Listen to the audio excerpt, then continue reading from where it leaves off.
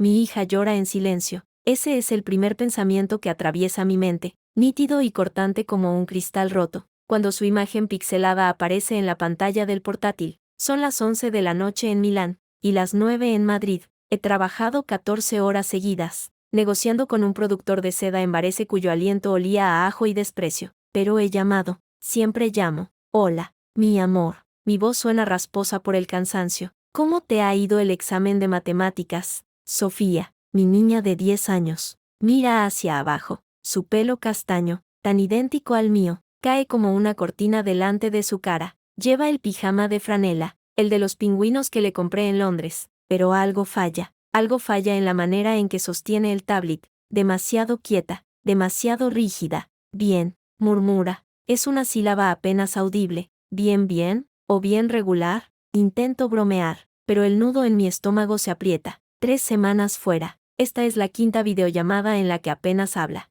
Bien. Levanta la vista por un segundo. Sus ojos, color avellana como los de su padre, están hinchados. Ha llorado. Lo sé con la certeza instintiva, visceral, que solo una madre reconoce. He sacado un 8. Eso es genial, cariño. Fuerzo un entusiasmo que no siento. ¿Y el dedo? ¿Te duele todavía? Sus manos, que descansan en el regazo, desaparecen de repente de la pantalla. Solo he visto un destello, un vendaje blanco y limpio alrededor de su dedo índice derecho. No, nada, ya está bien, Sofía, déjame ver. Mi tono ha cambiado. Ya no es el de la madre que trabaja a miles de kilómetros y trata de conectar. Es mi tono, el que uso con proveedores que intentan estafarme. Ella niega con la cabeza, y en ese movimiento, el pelo se aparta. Veo la mejilla. Hay un pequeño moretón, tenue, amarillento, justo debajo del pómulo. ¿Qué te has hecho en la cara? La puerta de su habitación se abre de golpe. Carlos aparece en el marco,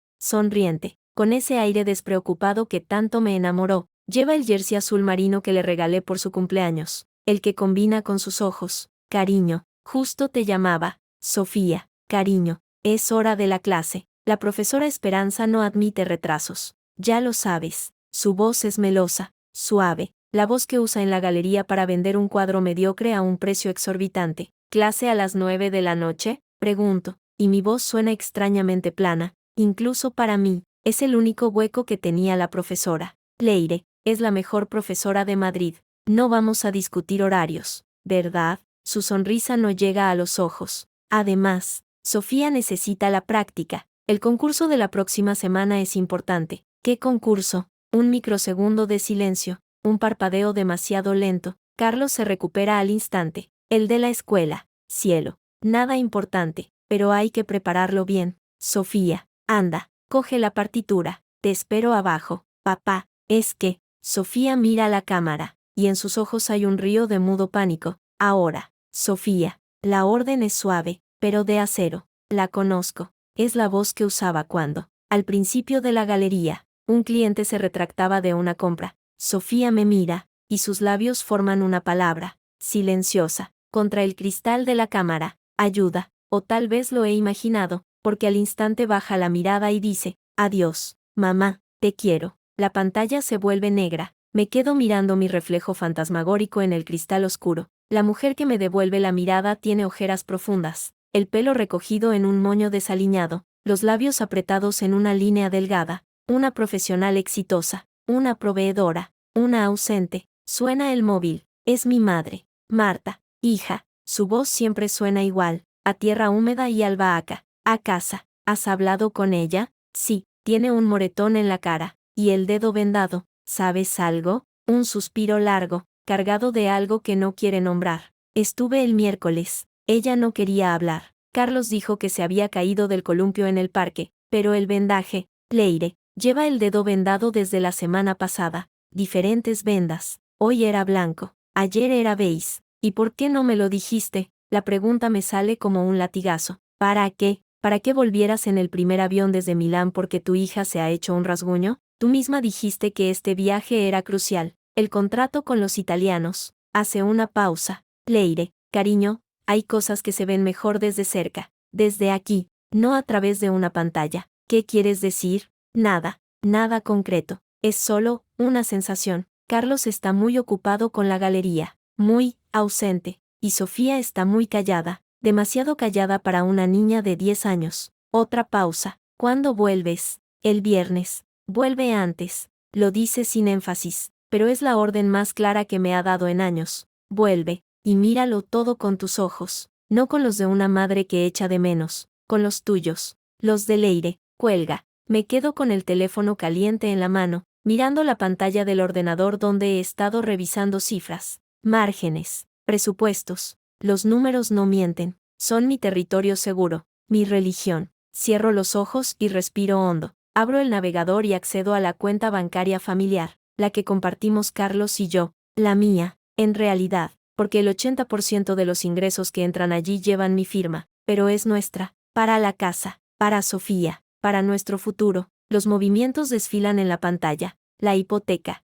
los recibos, la tarjeta del supermercado, el pago a la Academia de Inglés de Sofía, el pago a la escuela de música, 450 euros al mes. Lo recuerdo, Carlos me lo comentó hace un año, la profesora particular es cara, Leire, pero es la mejor. Sofía tiene talento, hay que invertir en ello, y yo, desde un aeropuerto, dije que sí, claro que sí, por ella, pero hoy es día 18, y hay un cargo nuevo, hoy, 450 euros, a Academia de Música Esperanza Alonso, escrolleo hacia atrás, 18 del mes pasado, 450 euros, 18 del anterior, 450, lleva 12 meses, 12 pagos, y yo, idiota, distraída, ausente, no vi la duplicidad, porque también está el pago a la escuela de música, de 200 euros, el día 5 de cada mes. Mi corazón late con un ritmo lento y pesado, como un tambor fúnebre. Abro otra pestaña, el correo electrónico compartido de la familia, el que usamos para facturas y cosas del colegio. Busco Esperanza Alonso, y allí está, un correo de hace 3 meses, de Carlos. Estimada Esperanza, le agradezco enormemente su dedicación con Lucía, su progreso es asombroso. Como le comenté, el pago seguirá llegando el día 18 de cada mes. Por favor, confirmarme los horarios para el próximo trimestre, Lucía los lunes y miércoles, Sofía los martes, aunque, como le dije, mi prioridad absoluta es la preparación de Lucía para el concurso nacional de piano joven. Sofía necesita bases más sólidas. Quizás deberíamos reconsiderar su participación en el concurso escolar. No tiene el temple necesario. Un saludo, Carlos. El aire sale de mis pulmones como si me hubieran golpeado. Me inclino sobre la mesa, la frente contra el frío cristal de la pantalla. Lucía. ¿Quién demonios es Lucía? ¿Qué concurso nacional? ¿Qué? Mi mente, nublada por el cansancio y la conmoción, empieza a conectar puntos con una fría y terrible claridad. El moretón, el dedo siempre vendado, la mirada de pánico, no tiene el temple necesario. Las palabras queman en mi retina. Cojo el teléfono, marco el número de la línea fija de casa. Suena, una vez, 2, 5, 10. Nadie contesta. Es la hora de la clase de Lucía. ¿Dónde está Sofía? Sentada en un rincón, escuchando. Busco en el correo concurso nacional. Aparecen decenas, pero uno, de la Fundación Música y Futuro, tiene a Carlos en copia. El asunto, confirmación de participación, Lucía Fernández. Abro el adjunto, es la ficha de inscripción. Nombre, Lucía Fernández Alonso. Edad, 9 años. Profesora, Esperanza Alonso. Representante legal, Carlos Torres. Firma, Carlos Torres. Fernández, Alonso. La profesora, Esperanza Alonso. Fernández es el apellido de la madre, Alonso, el de la profesora, es, familia.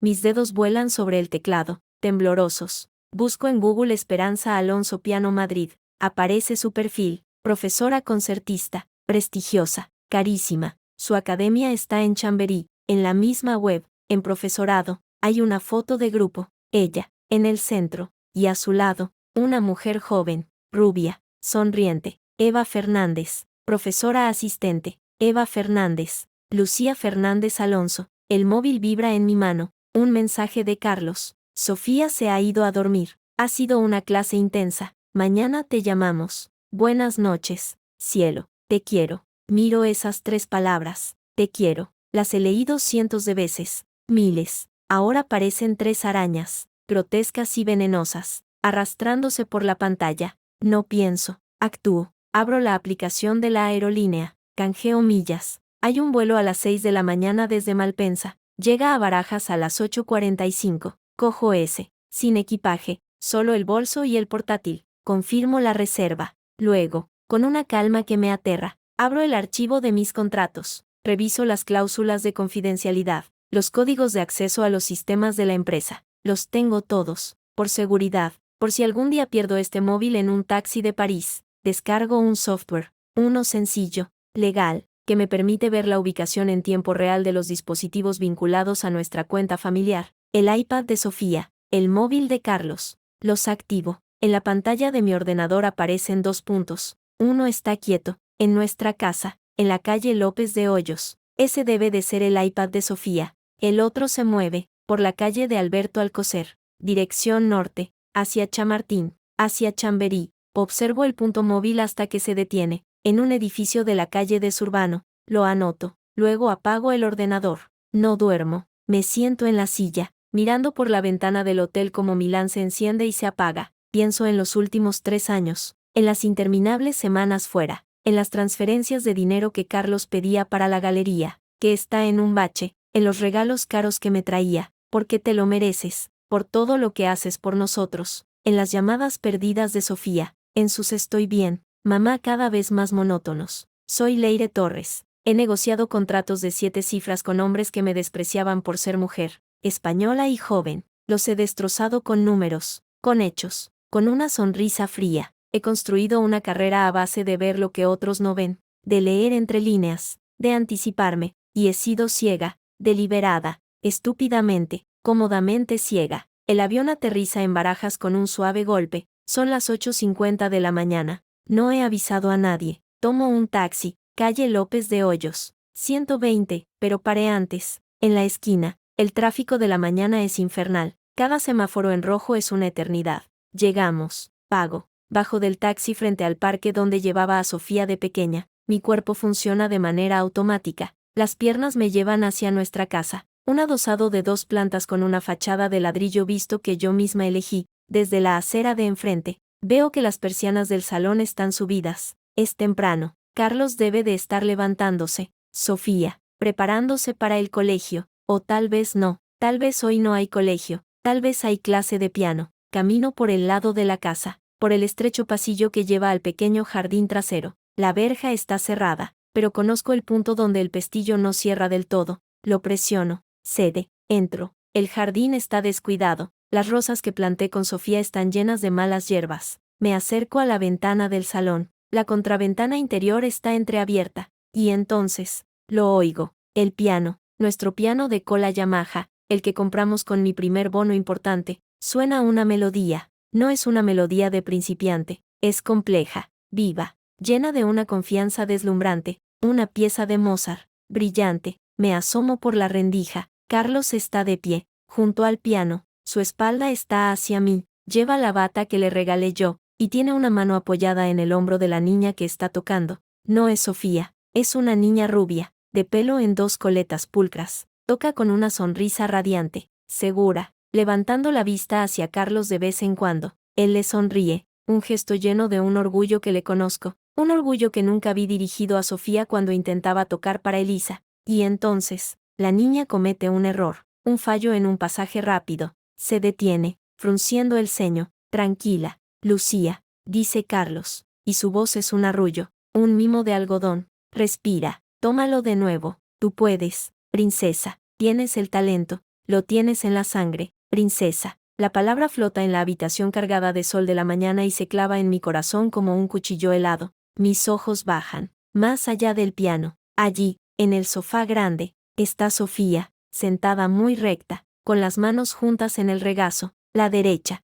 vendada, mira fijamente a la niña rubia que toca su piano, y en sus ojos de 10 años no hay ni rabia, ni celos, solo una tristeza antigua, infinita, y una resignación que me parte el alma en 2. Es entonces cuando la mujer entra en el salón, trayendo una bandeja con zumo y galletas. Es joven, guapa, con el mismo rubio ceniza que la niña, Eva Fernández, la profesora asistente. Pone la bandeja en la mesa, se acerca al piano y besa a Carlos en la mejilla. Un beso rápido, familiar, cotidiano. ¿Cómo va, mi campeona?, le pregunta a la niña. Lucía, muy bien, mami, Papá dice que voy a ganar el concurso seguro. Papá, el mundo se estrecha hasta ese hueco en la contraventana. Hasta la escena perfecta, hermosa, robada. Mi marido, su amante, su hija, y mi hija, observando desde el sofá, como una invitada de piedra en su propia casa. No grito, no lloro, no empujo la ventana. Me aparto,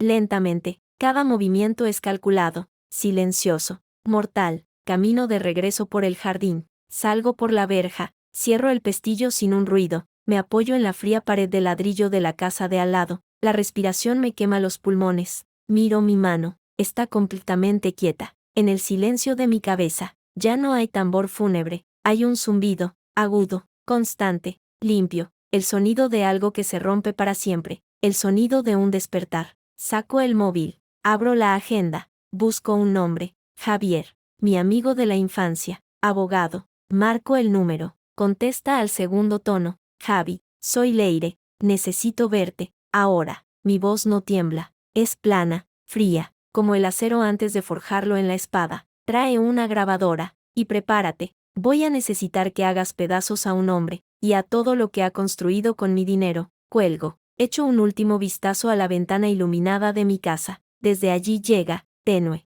la melodía de Mozart, ahora perfecta, fluida, triunfal. Dejo que suene, que disfruten de su pequeña victoria, de su mentira perfecta, porque mientras ellos tocan su sonata, yo ya estoy escribiendo la mía, nota a nota, golpe a golpe, y la última nota, la final, la reservo para el día en que ese piano, y todo lo que representa, no sea más que cenizas a sus pies. El bar de toda la vida en Chamberí olía a café recién hecho y a croissants quemados. Las 10 de la mañana, y ya había oficinistas tomando su segundo cortado antes de enfrentarse al día. Yo me sentaba en la última mesa, de espaldas a la pared, con los ojos fijos en la puerta, en las manos, un café solo que no había tocado, en el estómago, un vacío helado que nada podía calentar. Javier llegó 8 minutos tarde, como siempre. Lo vi atravesar el local con ese paso seguro de quien ha peleado con jueces y sabe que puede ganar. Vaqueros, camisa azul, chaqueta de cuero. No parecía un abogado de éxito, parecía lo que era, mi amigo de la infancia que jugaba a fútbol en el Parque de Santander y al que le robaba los cromos.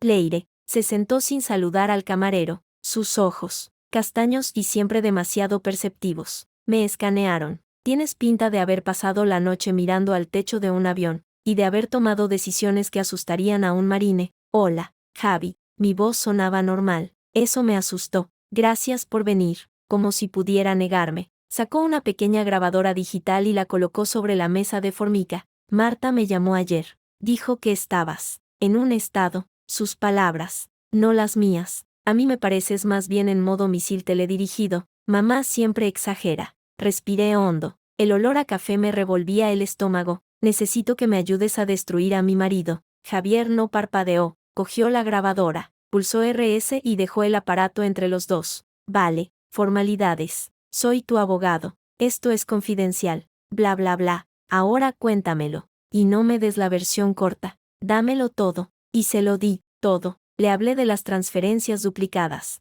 del correo sobre Lucía, de la profesora Esperanza Alonso y de Eva Fernández, de la escena en el salón, de mi propio piano, de la palabra princesa flotando en el aire como una maldición. Le hablé de Sofía en el sofá, con su dedo vendado y su mirada de niña anciana. Le mostré en mi móvil las capturas de pantalla, los extractos bancarios, la ficha de inscripción al concurso nacional. Mientras hablaba, la cara de Javier se fue transformando, de la curiosidad profesional a la incredulidad, luego a la ira contenida. Cuando terminé, se pasó una mano por la cara, como si intentara borrar la expresión de furia que se le había instalado. Joder, Leire, lo dijo en un susurro ronco. Joder, joder, joder. Esa es la parte técnica. Bebí un sorbo de café frío, me supo a hiel y a verdad. Ahora dime qué necesito para arrancarle hasta la última moneda que le queda, que son mías. Por cierto, Javier se reclinó en la silla, cruzándose de brazos. Su mente legal ya estaba funcionando,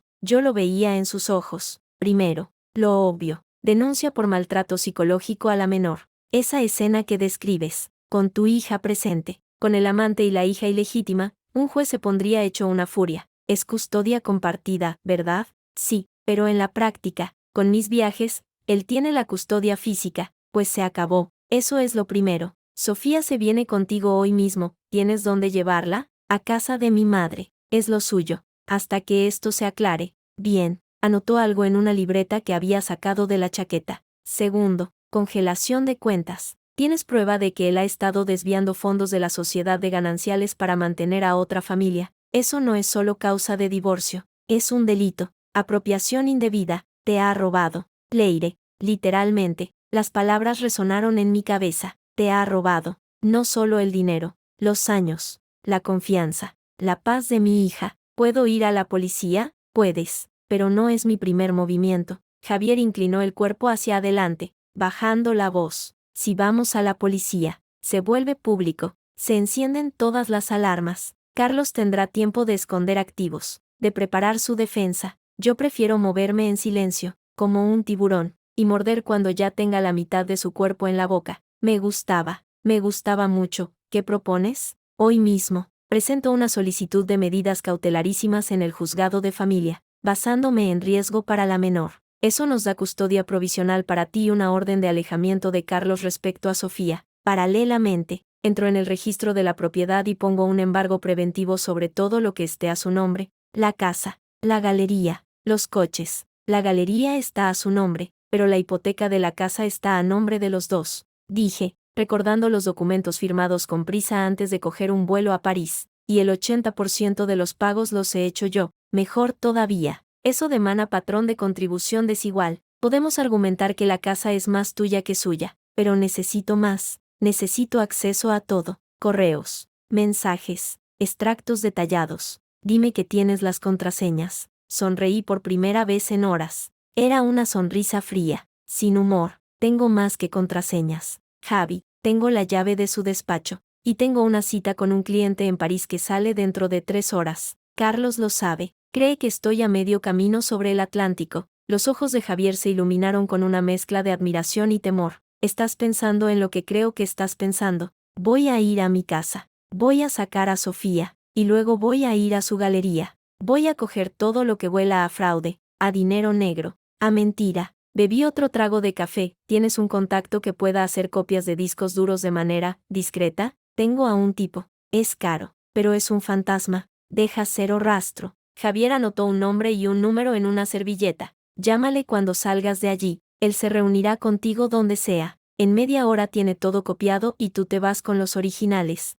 Nada de nubes. Nada de correos. Todo físico. Perfecto. Me puse de pie. Las piernas me temblaban ligeramente, pero no de miedo. De adrenalina pura, dura, deliciosa. Presenta esas medidas. Yo voy a por mi hija. Javier se levantó también, cogiendo la grabadora. Leire. Su voz tenía un tono que no le había oído antes. Grave, preocupado. Ten cuidado. La gente como Carlos, cuando se siente acorralada, puede ser impredecible. Lo sé. Cogí mi bolso. Por eso no pienso acorralarlo todavía. Solo voy a robarle lo más valioso que tiene. ¿El dinero? No. Sacudí la cabeza. A mi hija. Llamé al colegio desde un taxi. Identifiqué como la madre. Dije que Sofía tenía una cita médica urgente y que pasaría a recogerla en media hora. No puse objeciones. En el sistema constaba mi número, mi firma. Todavía era la señora de Torres. El taxi se detuvo frente al colegio, un edificio moderno de líneas limpias en La Moraleja. Me quedé dentro, observando la puerta. A las 12 en punto, Sofía salió, acompañada por la secretaria. Llevaba la mochila a la espalda, demasiado grande para su cuerpo menudo. Iba cabizbaja, como si esperara una regañina. Abrí la puerta del taxi. Sofía. Ella levantó la vista, y en sus ojos se produjo un cambio tan rápido, tan devastador, que casi me eché a llorar. Primero sorpresa, luego incredulidad, luego un alivio tan profundo que todo su cuerpo pareció desinflarse. Corrió hacia mí y se lanzó a mis brazos. Mamá, lo dijo contra mi cuello, y su voz era un sollozo contenido. Mamá, ¿qué haces aquí? Vamos a pasar la tarde juntas. Cariño, le acaricié el pelo, notando cómo temblaba. He cambiado mis planes. Vamos, entra. La ayudé a subir al taxi, di la dirección de mi madre. Sofía se apretó contra mí, como cuando era pequeña y tenía miedo de los truenos. ¿Vas a volver a viajar?, preguntó, con la voz aún temblorosa. No, la palabra salió clara, firme, como un juramento. No, mi vida, no voy a viajar más. Me quedo aquí contigo. Ella me miró, buscando en mis ojos la mentira, la excusa, la medias verdad. No encontró nada, solo determinación. ¿Y papá? Sus ojos se llenaron de lágrimas. Papá se va a enfadar. Dijo que no te llamara. Dijo que eras demasiado importante para tus clientes como para perder el tiempo con mis tonterías. El aire se me heló en los pulmones. ¿Eso te dijo? Asintió, mirando hacia abajo. Cuando me hice daño en el dedo, lloraba y quería llamarte. Él me quitó el teléfono. Dijo que no te molestara, que tú tenías cosas más importantes que hacer, que él se ocupaba de mí. Cerré los ojos. Conté hasta 5. Sofía, escúchame bien. Le tomé la cara entre mis manos, obligándola a mirarme. Nunca, nunca, nunca, nunca eres una molestia para mí, ni tus problemas son tonterías. Eres lo más importante de mi vida, lo único importante, ¿me has entendido? Ella asintió, y una lágrima rodó por su mejilla. La sequé con el pulgar. ¿Por qué tienes el dedo vendado, cariño? Sofía se mordió el labio, miró al taxista, que fingía no escuchar, bajó la voz. Fue en la clase de piano, con la profesora Esperanza. Estaba intentando tocar como Lucía, pero no me salía. La profesora me dio con la regla en los dedos. Dijo que si no ponía atención, que para qué iba, que era una pérdida de tiempo y de dinero de mi padre. Tragó saliva, se me hizo un corte, sangró mucho. Papá se enfadó conmigo, dijo que había sido una torpe. El mundo se redujo a ese punto. A mi hija de 10 años, con los dedos magullados, sangrando sobre las teclas de mi propio piano, mientras su padre se enfadaba con ella, por molestar, por no ser tan buena como la otra, como su otra hija. ¿Y el moretón de la cara? Pregunté, y mi voz sonó como de otra persona. Sofía se tocó la mejilla, como si hubiera olvidado que estaba allí. Eso fue después, cuando le dije que te iba a contar lo de la regla. Se puesto muy nervioso, me agarró del brazo, muy fuerte, para que me callara, y me empujó contra la pared, sin querer. Dijo que fue sin querer. El taxista tosió, incómodo. Había llegado a la urbanización donde vivía mi madre. Pagué, salí, ayudé a Sofía a bajar. No solté su mano en ningún momento. Marta nos esperaba en la puerta. No preguntó nada, solo abrió los brazos. Sofía se refugió en ellos, y mi madre me miró por encima de su cabeza. En sus ojos vi la misma furia fría que ardía en mis venas. Dentro, princesa, le dijo a Sofía, con una voz dulce que no le había oído en años. Abuela te ha hecho arroz con leche, tu favorito. ¿Puedo quedarme a dormir? Preguntó Sofía, con un hilo de voz. No solo a dormir, cariño, dije, acariciándole la espalda. Te vas a quedar con la abuela unos días. Yo tengo que arreglar unas cosas. ¿Con papá? Su voz tembló. Sí, cariño, con papá. Besé su frente. Ahora ve con la abuela, y desenvuelve ese dedo, que quiero verlo. Cuando la puerta se cerró tras ellas, me quedé un momento en el rellano, respirando hondo. Llamé al contacto de Javier. Sí, una voz masculina, neutra, sin acento. Soy Leire. Javier me ha dado tu número. Necesito que hagas un trabajo. Esta tarde. Dirección. Se la di. Hay un portátil, probablemente en un despacho, y posiblemente un ordenador de sobremesa. También archivos físicos. Necesito copia de todo. 2 horas. 1.500 euros. En efectivo. Trato hecho. Estaré allí a las 3. Colgué. Miré mi teléfono. Un mensaje de Carlos. ¿Has aterrizado ya en París? El tiempo allí debe de ser horrible. Aquí hace un día precioso. Sofía y yo vamos a dar un paseo por el Retiro más tarde. Te echo de menos. Respondí con un emoji de un corazón. Fingir, hasta el último momento, era lo más inteligente, lo más seguro. Tomé otro taxi, calle de Claudio Coello, 85, la Galería de Carlos, Arte Contemporáneo Torres. Mi apellido, nuestro sueño, o eso creía yo. El taxi me dejó frente a un local elegante, con fachada de cristal y letras discretas. Dentro, se veían cuadros de colores vivos, esculturas minimalistas, todo caro, todo pagado, en gran parte, con mi dinero. Tengo llave, la tengo desde el día de la inauguración, cuando brindamos con cava y él me dijo que sin mí, nada de esto sería posible. Qué irónico. Abro. La galería está vacía, es la hora de la comida, y Carlos nunca está los miércoles por la tarde. Lo sé porque los miércoles, según su agenda compartida, tiene reuniones con proveedores. Ahora sé qué tipo de proveedora visitaba. El despacho está al fondo, una sala de cristal con vistas a la galería, ordenado, impecable. demasiado ordenado para un hombre que en casa dejaba calcetines por el suelo. Me siento en su silla, es cara. De diseño, la compró con el primer beneficio real de la galería.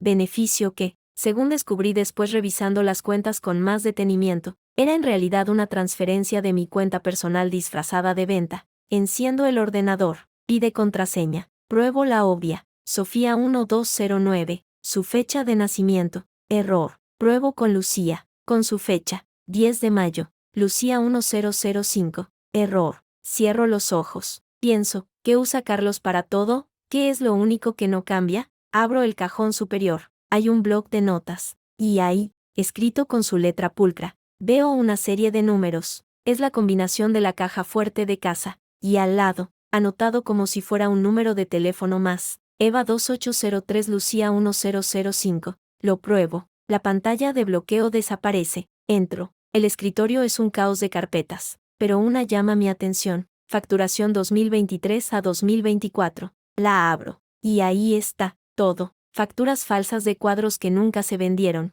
transferencias a una cuenta en Andorra a nombre de Eva Fernández, extractos de una tarjeta de crédito que yo no conocía, con gastos en restaurantes caros, joyerías, hoteles de fin de semana, y fotos, decenas de fotos, de él, de Eva, de Lucía, en la playa, en Navidad, alrededor de un árbol, en un parque de atracciones, los tres sonriendo, con algodón de azúcar en las manos, los miro, uno por uno, en cada uno. Carlos parece más feliz de lo que le he visto en años, de lo que le vi con nosotras, Sofía y yo. No lloro, no rompo la pantalla, saco el disco duro externo que compré de camino, conecto, y empiezo a copiar, todo, cada archivo, cada foto, cada factura. Mientras se copia, hojeo la bandeja de entrada de su correo, no está protegida, y ahí está, el hilo de correos con Eva, los mensajes cariñosos, los planes, uno, de hace 6 meses, me hace detenerme, queridos, he hablado con el director del colegio británico, hay plaza para Lucía el próximo curso, pero necesitan el pago del primer trimestre por adelantado, son 8.000, ¿puedes? Sé que es mucho, pero es por ella, por nuestro futuro, te quiero, y su respuesta, 2 horas después, no te preocupes, cariño, lo sacaré de la cuenta de la galería, Leire está en Hong Kong esta semana, ni se enterará, para Lucía, lo que sea, besos, lo siguiente es un recibo bancario, transferencia de 8.000 euros desde la cuenta de la galería a Colegio Británico de Madrid, efectuada el mismo día, miro la fecha, la semana en que Sofía me llamó llorando porque quería apuntarse a un campamento de verano de ciencia, 300 euros. Carlos le dijo que no, que este año no había presupuesto, que teníamos que apretarnos el cinturón. El disco duro hace un clic. Ha terminado. Lo desconecto. Apago el ordenador. Reviso los cajones. Encuentro un fajo de facturas sin registrar. Y, en un sobre Manila, documentos de una propiedad. Un piso, en la calle de Zurbano, 45, a nombre de Eva Fernández, con una hipoteca concedida por un banco, cuyo director regional es el padre de Eva. La hipoteca está firmada por Carlos como avalista. Lo guardo todo en mi bolso. Reviso que no quede rastro de mi visita. Salgo del despacho. Cierro la puerta con llave. Estoy a punto de salir a la calle cuando oigo voces femeninas, riendo. Me escondo detrás de un panel divisorio. Justo cuando la puerta de la galería se abre, te digo que ese vestido te queda de muerte, Eva. Carlos va a alucinar. Va, es muy sencillo, pero para la cena de esta noche con los de la fundación, creo que va bien, ¿no? Reconozco la voz. Es Eva. La oí esta mañana, en mi salón. La otra voz no la conozco. ¿Y la pequeña, lista para el concurso? Súper lista. Está que no cabe en sí. Carlos le ha prometido que si gana, le compra ese pony que quiere. Ya sabes, el blanco que cuesta un riñón. Ay, qué bien la tiene tu hombre. Es que es un sol con las dos. Pues sí, aunque a veces se pone nervioso con lo de Sofía. Dice que la niña está muy rara, que no hace más que preguntar por su madre. Pero bueno, ya se le pasará. Tiene a su padre. ¿Qué es lo importante? La sangre me late en los oídos. Agarro el bolso con tanta fuerza que me duelen los nudillos. Oye, ¿y su mujer, esa que siempre está viajando? Ah, esa. El tono de Eva se vuelve desdeñoso. La intocable. La que paga las facturas. Carlos dice que es como un robot, que solo piensa en trabajar, en ganar dinero, que no tiene tiempo para nada más. Pobre. La verdad, se está perdiendo lo mejor de la vida, Pues sí, hija, menos mal que tiene a Carlos para animarla. Las dos se ríen. Oigo el tintineo de llaves. Venga, vamos, que tengo que recoger a Lucía de la clase de ballet. Luego paso por la galería. A ver si Carlos me ayuda a elegir el vino para esta noche. ¿Vas a venir aquí? Claro, tenemos la llave, podemos venir cuando queramos. Es como nuestra segunda casa. La puerta se cierra, sus risas se alejan por la acera. Me quedo inmóvil, pegada al panel, respirando entrecortadamente. Mis manos tiemblan, de rabia, de algo más profundo, más oscuro, de un odio tan puro, tan cristalino, que casi me da miedo. Salgo a la calle, la luz del sol me ciega, saco el teléfono. Marco, contesta al primer tono. Sí, es la voz neutra del hombre de Javier. He terminado, encuéntrame en la Plaza de Colón, en la fuente, en 15 minutos. Allí estaré. Cuelgo, camino. Cada paso es una decisión, cada latido, una promesa. En la fuente, un hombre con chaqueta de cuero y gafas de sol me espera. No intercambiamos nombres. Le doy el disco duro. Me da un sobre con otro disco duro idéntico, y un papel con un número de cuenta. En 12 horas tendrás todo copiado y analizado. Dice, te mandaré un informe, las partes jugosas, resaltadas. Quiero nombres. Digo, y mi voz suena metálica. Nombres de todos sus contactos, proveedores, clientes, amigos, todo. Estará en el informe. Asiente. Tu amigo Javier ya me ha pagado. Buena suerte, señora Torres. Va a necesitarla. Se aleja, fundiéndose con la multitud. Miro el disco duro en mi mano. En este pequeño dispositivo está la vida de mi marido, sus mentiras, sus robos, su doble vida, y su sentencia. Sonrío, por primera vez en horas, en días, en años. Siento que respiro aire limpio. Cojo el teléfono, abro el chat con Carlos. Escribo un mensaje, corto, simple, letal. Carlos, algo ha surgido. Vuelvo a Madrid esta noche. Tenemos que hablar. En serio. Llego sobre las 10. Espero que estés en casa. Yo tengo llave. Envío. La respuesta llega en segundos. ¿Qué pasa? ¿Estás bien? ¿Es algo de Sofía? Le dejo en visto. Que se pudra en la incertidumbre. Que saboree, durante unas horas, el mismo miedo que ha estado alimentando en mi hija. Camino hacia el Paseo de la Castellana, donde puedo coger un taxi. El sol de la tarde brilla sobre los rascacielos de Madrid,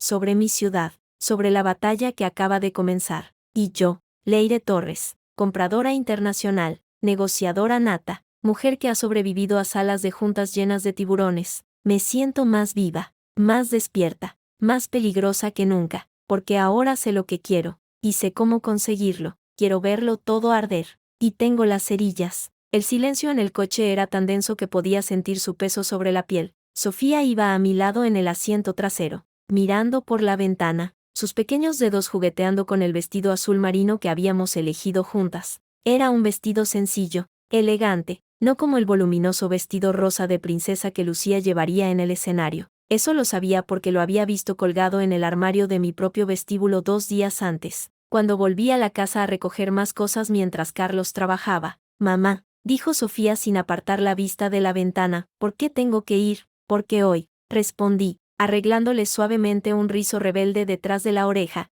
vas a ver cómo se hace justicia, y porque necesito que estés aquí, conmigo. Papá se va a enfadar. Su voz era un susurro. Ya no me importa si se enfada o no, cariño. Lo dije con una calma que me sorprendió a mí misma. Lo único que me importa es que tú sepas que las mentiras tienen fecha de caducidad, y la de tu padre se ha vencido. Javier, en el asiento delantero, volvió la cabeza ligeramente. ¿Tienes todo? Asentí, apretando el bolso de mano contra mi cuerpo. Dentro, una carpeta de color beige contenía meticulosamente ordenadas las pruebas que habíamos reunido en apenas 48 horas frenéticas. Extractos bancarios, contratos, fotos, y la joya de la corona, la transcripción de la conversación que el investigador privado de Javier había captado el día anterior, cuando Carlos y Eva hablaban tranquilamente en un café de Goya sobre cómo solucionar el problema Leire. Si hace escándalo, le soltamos lo de su madre, había dicho Eva, con una frialdad que aún me helaba la sangre. Todos sabemos que la demencia senil es hereditaria. Podemos decir que está imaginando cosas, que es una celosa,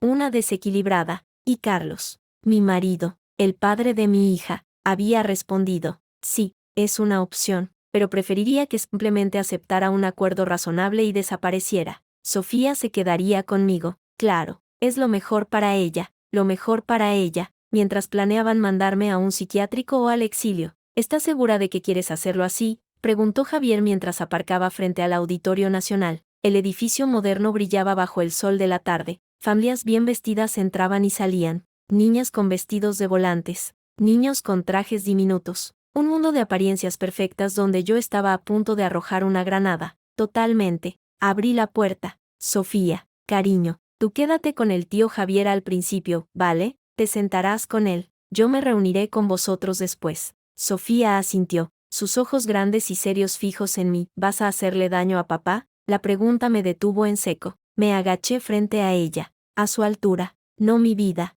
No le voy a hacer daño físico. Solo le voy a enseñar a todo el mundo quién es realmente. A veces, la verdad duele más que un golpe, pero es necesario, para que deje de hacernos daño a nosotras. Ella asintió lentamente, como si procesara una lección demasiado compleja para sus 10 años. Javier le tendió la mano. Vamos, princesa, yo te compro unas golosinas para el aburrimiento. Los vi alejarse, la pequeña mano de Sofía en la grande y segura de mi amigo. Respiré hondo, ajusté mi chaqueta blanca, un traje pantalón de líneas impecables que compré en Milán para intimidar a directivos hombres. Hoy no iba a intimidar, iba a destruir. El vestíbulo del auditorio bullía. El concurso nacional de piano Joven Estrellas del Mañana era un evento social. Madres con tacones de aguja y bolsos de diseñador. Padres hablando de colegios privados y de vacaciones en los Alpes. Y en el centro de muchos grupos, Eva Fernández. Llevaba un vestido de seda verde esmeralda que le ceñía el cuerpo, el pelo recogido en un moño perfecto. Sonreía, aceptando cumplidos. A su lado, Carlos, mi Carlos, con su traje azul marino, su sonrisa de galerista exitoso, su brazo alrededor de la cintura de Eva de un modo posesivo, íntimo, natural. Los vi antes de que ellos me vieran a mí, vi cómo ella le susurraba algo al oído y él reía, una risa despreocupada que me resultó extrañamente familiar. Era la risa que tenía cuando llegaba a casa después de cerrar una gran venta, la risa que yo creía que era por nosotros, por nuestra familia. Avancé hacia ellos. El murmullo a mi alrededor decayó un poco. Algunas miradas se clavaron en mí, algunas de reconocimiento, otras de curiosidad. La mujer que faltaba, la que siempre viajaba, la que no estaba, fue Eva quien me vio primero. Su sonrisa se congeló, luego se desvaneció por completo, sustituida por una expresión de puro pánico. Dio un codazo a Carlos. Él se volvió, y en su cara vi el viaje completo, sorpresa, confusión, irritación y, finalmente, una máscara de preocupación amorosa que debía de haber ensayado muy bien. Leire se acercó, con los brazos abiertos. Cariño, ¿qué haces aquí? Pensé que estabas en París hasta mañana. Esquivé su abrazo. Los planes cambian, Carlos, como los tuyos. Al parecer, su sonrisa se tensó. No sé qué quieres decir. Me alegro de verte, pero este no es el momento ni el lugar. Lucía actúa en media hora y está muy nerviosa. ¿Lucía? Puse una expresión de falsa confusión. Ah, sí, la alumna estrella de tu, profesora. Miré a Eva, que palidecía. ¡Qué coincidencia! Eva, no sabía que tenías una hija de la edad de la mía. El círculo a nuestro alrededor se había hecho más denso. Los murmullos eran ahora susurros claros, curiosos. Leire, por favor, dijo Carlos entre dientes, manteniendo la sonrisa. Hablemos luego, en casa. No, Carlos, creo que aquí y ahora es perfecto. Alcé la voz solo un poco, lo justo para que los grupos más cercanos pudieran oír. Después de todo, estoy aquí para apoyar a la concursante, a la que va a tocar mi piano, con el dinero de mi trabajo, y con el esfuerzo robado a mi hija.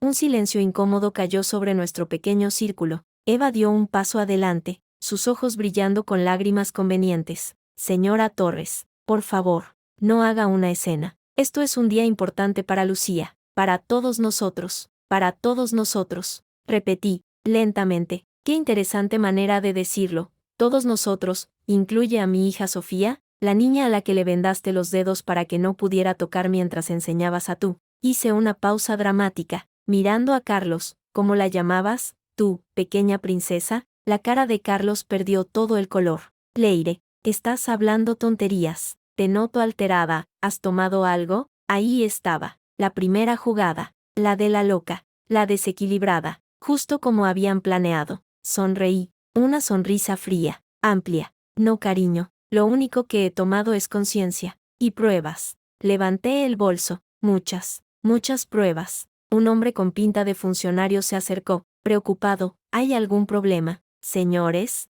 No, ningún problema, dijo Carlos rápidamente, poniéndole una mano en el hombro. Mi mujer no se encuentra bien. Es el jet lag y el estrés. Voy a llevarla a casa. Tu mujer, dije, y mi voz resonó ahora con claridad en el vestíbulo. Está perfectamente, y no se va a ningún lado. Vengo a ver el concurso. He pagado la entrada. Y además, añadí, mirando directamente al funcionario, tengo información crucial para el jurado sobre una posible suplantación de identidad y fraude en la inscripción. La palabra fraude tuvo el efecto de una descarga eléctrica. El murmullo se convirtió en un rumor claramente audible. «¿Estás loca?», estalló Carlos, olvidándose por completo de su fachada. Su rostro estaba congestionado, los ojos inyectados en sangre. «Lárgate de aquí y estás arruinando todo». ¿Arruinando qué, Carlos? ¿La farsa? Avancé un paso más hacia él, sintiendo las miradas de decenas de personas clavadas en nosotros. ¿La farsa de la familia perfecta, la del galerista respetable y su amante profesora de piano, o la de la niña prodigio cuyo talento se compró con el dinero que robaste a tu propia hija? Eva soltó un grito ahogado. Miente,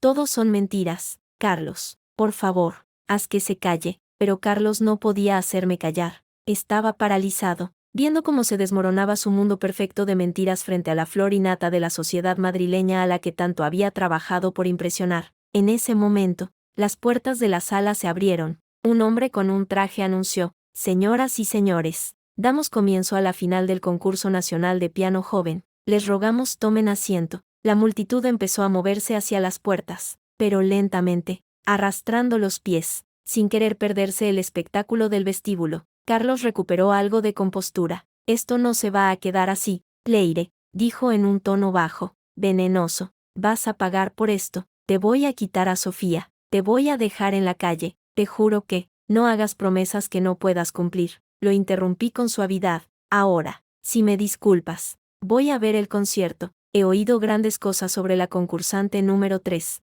Lucía Fernández. Espero que esté a la altura de la inversión». Le di la espalda. Caminé hacia la sala de conciertos con la cabeza alta, sintiendo sus miradas clavadas en mi espalda como puñales. Encontré a Javier y a Sofía en la tercera fila, en unos asientos que no estaban junto a los de Carlos y Eva, que estaban en primera fila, cerca del escenario. «¿Estás bien?», me susurró Javier. «Asustada», admití en un susurro, y más viva de lo que he estado en años. Sofía me cogió la mano. Estaba fría. «Mamá, he visto a papá». Parecía enfadado. «Lo está, cariño, porque se le ha acabado el juego». La apreté contra mí. «Ahora mira, mira y aprende. A veces, hacer lo correcto da miedo, pero se hace igual». El concurso comenzó. Niños y niñas prodigio desfilaron por el escenario. Tocaron Chopin, Mozart, Beethoven. Lucía era la número 3. Cuando la anunciaron, subió al escenario con una confianza que rayaba en la arrogancia.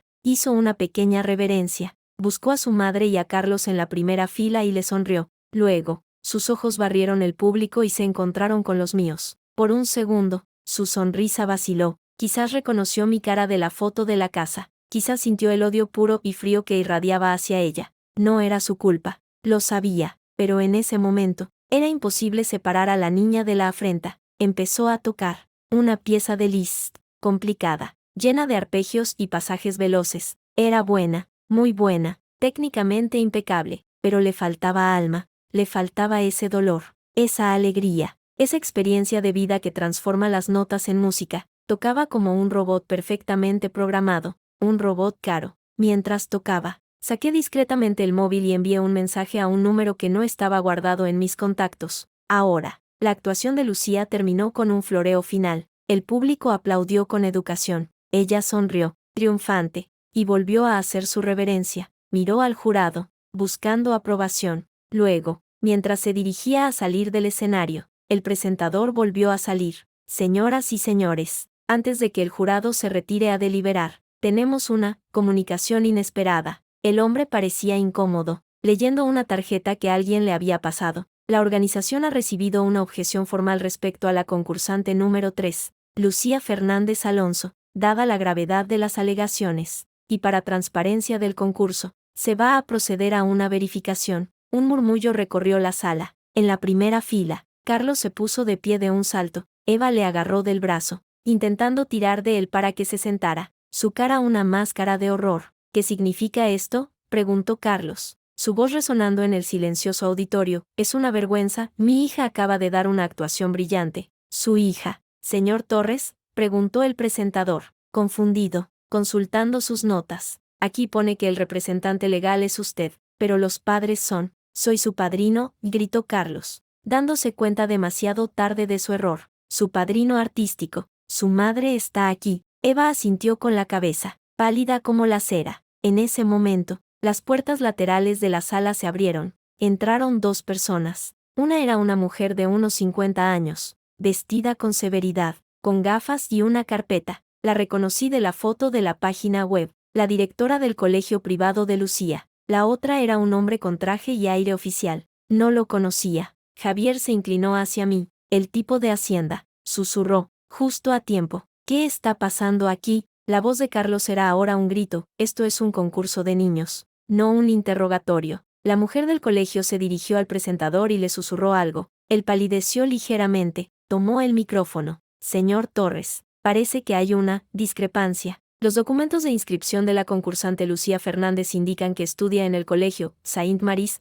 y que su tutora legal es usted. Sin embargo, la directora del colegio aquí presente afirma que la niña no está matriculada allí, que, de hecho, la plaza fue solicitada pero nunca llegó a formalizarse porque, consultó una nota, porque no se abonó la matrícula completa. Eso es mentira, chilló Eva, poniéndose de pie. Yo tengo el justificante de pago. El hombre de Hacienda dio un paso al frente. Ese es el otro asunto, señora Fernández. El pago de 8.000 euros a nombre del colegio Saint-Maurice fue realizado desde la cuenta de la Galería de Arte Torres Contemporáneo, propiedad de Carlos Torres. Según nuestros registros, esa transferencia se contabilizó como un gasto deducible de la galería, un gasto en material de oficina. Hizo una pausa, dejando que sus palabras calaran. Eso, señores, se llama fraude fiscal. El caos estalló en la sala. Gritos, exclamaciones. Periodistas que no sabían que cubrían un concurso de piano sacaban sus teléfonos para grabar. Carlos miraba a su alrededor, como un animal acorralado, buscando una salida que no existía. Fue entonces cuando yo me levanté. Todos los ojos se volvieron hacia mí. Sentí la mirada de Sofía, fija y ansiosa. Sentí la de Javier, llena de apoyo. Y sentí, como un puñal de hielo, la mirada de Carlos, cargada de un odio que creía imposible. Caminé lentamente hacia el pasillo central. No subí al escenario. Me quedé en medio del pasillo, a la vista de todos, y saqué de mi bolso la carpeta beige. No, Leire, suplicó Carlos, y por primera vez en su voz oí verdadero pánico. Por lo que más quieras, por Sofía, precisamente por Sofía, dije, y mi voz, tranquila y clara, llenó la sala silenciosa. Señoras y señores, mi nombre es Leire Torres. Soy la esposa legal de Carlos Torres, el hombre que está gritando. Soy la madre de Sofía Torres, una niña de 10 años que durante 3 años ha estado viendo cómo su padre usaba el dinero que yo ganaba trabajando en el extranjero para pagar las clases de piano, el colegio privado y la vida de lujo de su otra familia. Abrí la carpeta, saqué una fotografía ampliada. Era la foto de la playa que había encontrado en su ordenador. Carlos, Eva y Lucía, sonrientes, felices. Se la mostré al público, lentamente, girando para que todos la vieran. Luego, saqué otra, el extracto bancario con la transferencia mensual a Academia Esperanza Alonso. Luego otra, la factura falsa de material de oficina por 8.000 euros. Esta niña, dije, señalando a Lucía, que estaba en el lateral del escenario, llorando en brazos de su madre, toca en un piano que yo compré, estudia con un dinero que yo gano, y ha ocupado, gracias a su padre y a su profesora, el lugar que en este concurso debería haber ocupado mi hija, cuya inscripción fue retirada sin mi conocimiento. Carlos se abalanzó hacia mí. Eres una mentirosa y una celosa enferma, todo esto lo has fabricado tú. Javier se interpuso, bloqueándole el paso. Un paso más, Carlos. Y llamo a la policía ahora mismo. Ya hay una orden de alejamiento provisional que prohíbe que te acerques a menos de 500 metros de Leire y Sofía. La estás incumpliendo. Carlos se detuvo en seco, jadeando. Eso es falso. Puedes comprobarlo con tu abogado, cuando encuentres uno que quiera representarte después de esto, dijo Javier con calma. Me volví hacia el jurado, un grupo de hombres y mujeres mayores que miraban la escena con estupefacción. Señores del jurado, no pido que descalifiquen a la concursante, solo pido que sepan la verdad sobre la persona que patrocina su participación. y sobre la profesora que la entrena. Miré a Eva, cuyos ojos destilaban veneno, una profesora que, según el código deontológico de su asociación, no puede tener relaciones personales con los padres de sus alumnos, y mucho menos, hijos con ellos. El escándalo fue ahora total. Eva soltó un grito y, agarrando a Lucía, salió corriendo por una puerta lateral. Carlos intentó seguirla, pero fue interceptado por el hombre de Hacienda y el presentador. Señor Torres, le ruego que se quede. Tenemos que aclarar este asunto de la factura falsa. Déjenme en paz, rugió Carlos. Y en ese momento, perdió todo el control. Se lanzó hacia mí, la cara desencajada por la rabia. Todo esto es por tu culpa, siempre trabajando, siempre viajando. Nunca aquí, yo le he dado a Sofía una familia, yo he estado aquí cuando tú no. La sala estaba en silencio sepulcral, todas las miradas estaban clavadas en nosotros, en él, gritando, desesperado, en mí, quieta, con la carpeta de pruebas en la mano como un escudo. Le diste una familia, sí, dije, y mi voz, ahora, temblaba ligeramente, no de miedo, sino de una emoción tan intensa que casi me ahogaba. Le diste una hermanastra a la que tenía que ceder su piano, una madrastra que le daba con una regla en los dedos, y un padre que le vendaba las manos para que su madre, desde el extranjero, no viera las heridas. Esa es la familia que le diste, Carlos. Y hoy se ha terminado. Saqué el último papel de la carpeta. Era una copia de la solicitud de medidas cautelares, con el sello del juzgado. A partir de este momento, dije, dirigiéndome a él pero hablando para que todos oyeran, tienes prohibido acercarte a mi hija, tienes prohibido acercarte a mí, y prepárate, porque lo que ha pasado hoy aquí no es más que el primer acto. Te voy a quitar todo, la casa, la galería, cada euro que me robaste, te voy a dejar como estabas cuando te conocí, sin nada. Carlos pareció desinflarse, todo el odio, toda la fachada, se derrumbó, dejando solo a un hombre asustado, pequeño, acorralado. Leire, por favor, no hay, por favor, que valga. Corté en seco, has elegido tu camino, ahora vive con las consecuencias. Me di la vuelta, caminé de vuelta por el pasillo, hacia donde Javier sostenía a Sofía de la mano. La multitud se abrió a mi paso, algunos con cara de horror, otros con admiración no disimulada, muchos simplemente con la voraz curiosidad del que presencia un accidente. Al llegar a mi altura, Sofía me miró,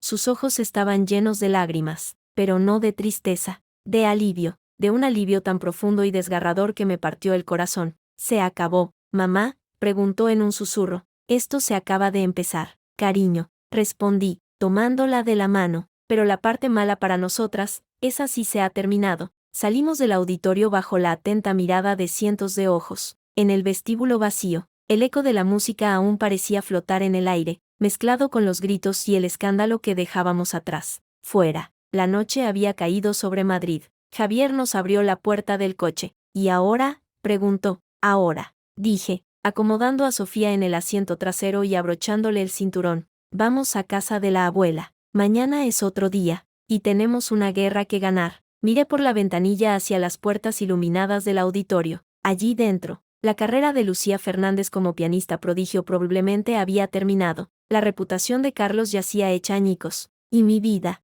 la que conocía, también, pero al lado mío. Sofía me cogió la mano y la apretó. Su mano, pequeña y cálida, con los dedos libres ya de vendas, lista, tal vez, para tocar su propia música algún día, una música que sería solo suya. Sonreí, por primera vez en mucho tiempo, una sonrisa verdadera. Vámonos de aquí, dije, esto ya es historia. La lluvia golpeaba los cristales de la oficina de Javier como si quisiera entrar a la fuerza. Era un lunes gris de noviembre, y el mundo más allá de la ventana parecía lavarse de las miserias que yo tenía sobre la mesa de roble. Sobre ella, organizados en carpetas de colores, estaban los restos de mi matrimonio convertidos en munición. Tiene miedo, decía Javier, pasando páginas de un informe. Su abogado, este señor Bermejo, me ha llamado 3 veces en 48 horas. Propone una mediación, una solución, amistosa. ¿Amistosa? Solté una risa que no tenía nada de alegría. Después de lo del auditorio, después de que Hacienda le haya abierto una inspección, después de que la Junta de la Asociación de Galerías le haya pedido la dimisión, ahora quiere ser amistoso, quiere salvar lo que pueda, lo cual, te lo adelanto, no es mucho. Javier señaló con el bolígrafo una columna de números. La galería, Torres Contemporáneo, tiene deudas por valor de 180.000 euros. La hipoteca de la casa, otros 300.000, y las transferencias a Eva Fernández suman más de 120.000 en 3 años. Todo eso, frente a activos que no cubren ni la mitad, y el piso de Zurbano, está a nombre de ella, pero la hipoteca la avaló él. Cuando el banco descubra el escándalo y su inminente insolvencia, pedirán la anulación del aval o la ejecución. De cualquier modo, ella lo perderá. Javier sonrió, una expresión cargada de satisfacción profesional. El padre de Eva, el director del banco, ya está en investigación interna por aprobar un aval con documentación falsa sobre los ingresos de Carlos. Ese círculo se está cerrando también. Respiré hondo. El olor a café y a papel viejo de la oficina de Javier me resultaba reconfortante. Era el olor de la justicia, lento, burocrático, pero implacable. Dime que necesito firmar. Primero, la demanda de divorcio por adulterio y maltrato psicológico. Ya está lista. Me pasó un grueso dossier. Con las pruebas que tenemos, no habrá custodia compartida. Él perderá toda custodia. Solo tendrá un régimen de visita supervisado, si es que la psicóloga de Sofía lo considera adecuado, algo que dudo mucho. Pasé las páginas. Fotocopias de extractos bancarios, capturas de pantalla de correos, el informe del investigador privado sobre la relación estable de Carlos y Eva, incluso un informe médico sobre el estado de los dedos de Sofía, que corroboraba el uso de fuerza contundente compatible con un golpe con un objeto lineal, como una regla. ¿Visitas supervisadas? No quiero que Sofía lo vuelva a ver nunca. Legalmente, es difícil impedirlo por completo, a menos que haya un riesgo físico demostrado, pero con este informe psicológico preliminar, me pasó otro documento. La terapeuta dice que Sofía presenta ansiedad, terrores nocturnos y rechazo absoluto a la figura paterna tras los eventos. Eso, unido a su testimonio, hará que un juez sea muy restrictivo. Su testimonio. Las palabras se me atragantaron. ¿Estás seguro de que es buena idea? Tienes solo 10 años. Javi, es la mejor idea. Su voz se suavizó. No será en la sala, será por videoconferencia. Desde aquí, con la terapeuta a su lado, solo tendrá que responder a las preguntas que su psicóloga y el juez consideren adecuadas. Es importante que su voz se oiga. Leire, es importante que el juez sepa que no es solo tu palabra contra la de él. Asentí, tragando la bola de angustia que se me formaba en la garganta. Mi hija, teniendo que declarar contra su propio padre, la cicatriz que eso le dejaría. Segundo, continuó Javier, la demanda por apropiación indebida y reclamación de daños. Aquí vamos a por la yugular. Reclamamos la devolución de los 120.000 euros transferidos a Eva más intereses, la mitad del valor de la casa que aportaste en un 80% y la disolución de la sociedad de gananciales con adjudicación de la mayoría de los activos a tu favor. Dado su comportamiento fraudulento, ¿puede un juez ordenar eso? Con lo que tenemos, sí, es un caso de libro. Él ha dilapidado el patrimonio común para mantener una doble vida. El juez no tendrá piedad. Además, Javier bajó la voz. He hablado con un contacto en la sección de economía del diario El País. Cuando presentemos la demanda, irá acompañada de un pequeño dossier de prensa, anónimo, por supuesto, pero suficiente para que el nombre de Carlos Torres quede asociado al de estafador y padre abusivo en los círculos donde más le duele, los de sus presuntos amigos ricos y cultos. Una parte de mí, la antigua, la que creía en la decencia y en resolver las cosas en privado, se estremeció. La nueva, la forjada en el fuego de la traición, asintió con frialdad. Hazlo, ya está en marcha. Se recostó en su silla. Ahora, la mediación. Su abogado insiste. Mi recomendación es que vayas, escuche su oferta, y la rechaces de plano. Será un golpe psicológico del que no se recuperará. Necesitamos que se desespere, que cometa errores. ¿Cuándo? Mañana a las 11. Aquí, yo estaré a tu lado. Y, Leire, me miró fijamente. No cedas, ni un milímetro. La sala de mediación era un espacio anodino en el colegio de abogados, con muebles de imitación a madera y un olor a desinfectante. Cuando entré, precedida por Javier, ya estaban ellos. Carlos, sentado, parecía haber envejecido 10 años en 2 semanas. Tenía ojeras profundas, la camisa arrugada, la corbata mal anudada. A su lado, un hombre de unos 50 años, con traje caro y expresión de cansada superioridad. Debía de ser Bermejo. Carlos levantó la vista. Sus ojos, antes llenos de burbujeante encanto, ahora eran 2 pozos de resentimiento y miedo. No dijo nada. Buenos días, dijo Javier con frialdad profesional, tomando asiento frente a ellos. Yo me senté a su lado, colocando el bolso y la carpeta sobre la mesa sin apartar la vista de Carlos. Buenos días, dijo Bermejo. Agradezco que hayan aceptado este encuentro. Creo que todos podemos ahorrarnos un largo y doloroso proceso judicial si actuamos con sensatez. La sensatez, dijo Javier, hubiera sido no robar a su esposa para mantener a su amante, señor Bermejo, pero aquí estamos. Carlos apretó los puños sobre la mesa. No robes nada, Leire, ese dinero era de los dos. Yo también trabajaba. ¿Trabajabas? Puse la primera fotocopia sobre la mesa. Era la factura falsa de los 8.000 euros. Tu trabajo consistía en crear facturas falsas para desviar dinero a la cuenta de tu amante. Eso no es trabajar, Carlos. Eso es delinquir. Bermejo puso una mano tranquilizadora sobre el brazo de su cliente. Señora Torres, entiendo su dolor,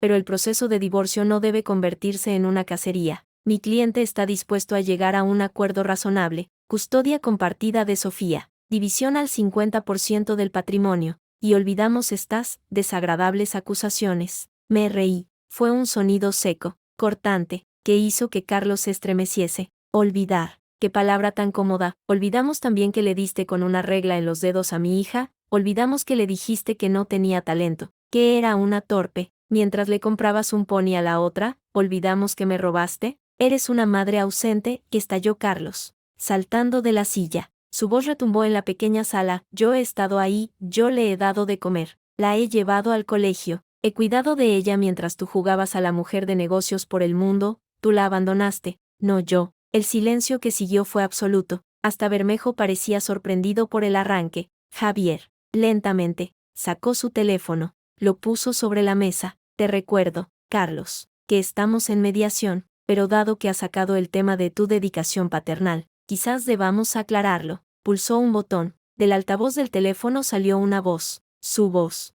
borracha, despreciativa, la que solía tener cuando llegaba tarde de la galería y creía que yo ya dormía. Era una grabación de la cámara de seguridad de la casa que yo había activado en remoto meses atrás, por seguridad, y que había olvidado, hasta que Javier encontró los archivos. Sofía, deja de lloriquear, es solo un rasguño, no fastidies, tu madre no está, así que ahorra el drama, que conmigo no funciona, pero me duele, papá. La voz de Sofía, diminuta, quebrada, pues duele y calla. Si fueras más lista, como Lucía, no te pasarían estas cosas. Ella nunca llora por tonterías. A ver si aprendes. La grabación se detuvo. La cara de Carlos era una máscara de horror. Bermejo la miraba, pálido, como si acabara de darse cuenta de con qué clase de cliente estaba trabajando. Eso fue el 12 de septiembre, dije, y cada palabra caía como un clavo sobre su ataúd. Yo estaba en Milán, en una reunión que pagó, entre otras cosas, las clases de piano de Lucía. ¿Quieres que ponga más extractos? Tengo uno precioso del día que le dijiste que su música daba penita. Carlos se desplomó en la silla. Todo el aire pareció salir de él. Lo siento, murmuró, mirando al vacío. No quería, estaba estresado. La galería iba mal, y por eso le hacías eso a tu hija. Mi voz ya no era fría. Ardía, por eso le vendabas los dedos, por eso la humillabas. La comparabas. La hacías sentir invisible en su propia casa, por estrés. Era por su bien, gritó, recuperando un atisbo de su antigua fogosidad. Quería que fuera fuerte. El mundo es duro, tú, de todas las personas. Deberías saberlo. Yo sé que el mundo es duro, Carlos. Por eso quería que su casa fuera su refugio, no otra guerra. Me incliné sobre la mesa. Y no hay custodia compartida, no hay división al 50%, no hay olvido. Hay una hija que no te quiere ver, y hay una mujer que va a asegurarse de que pagues, hasta el último céntimo, por cada lágrima que le hiciste derramar.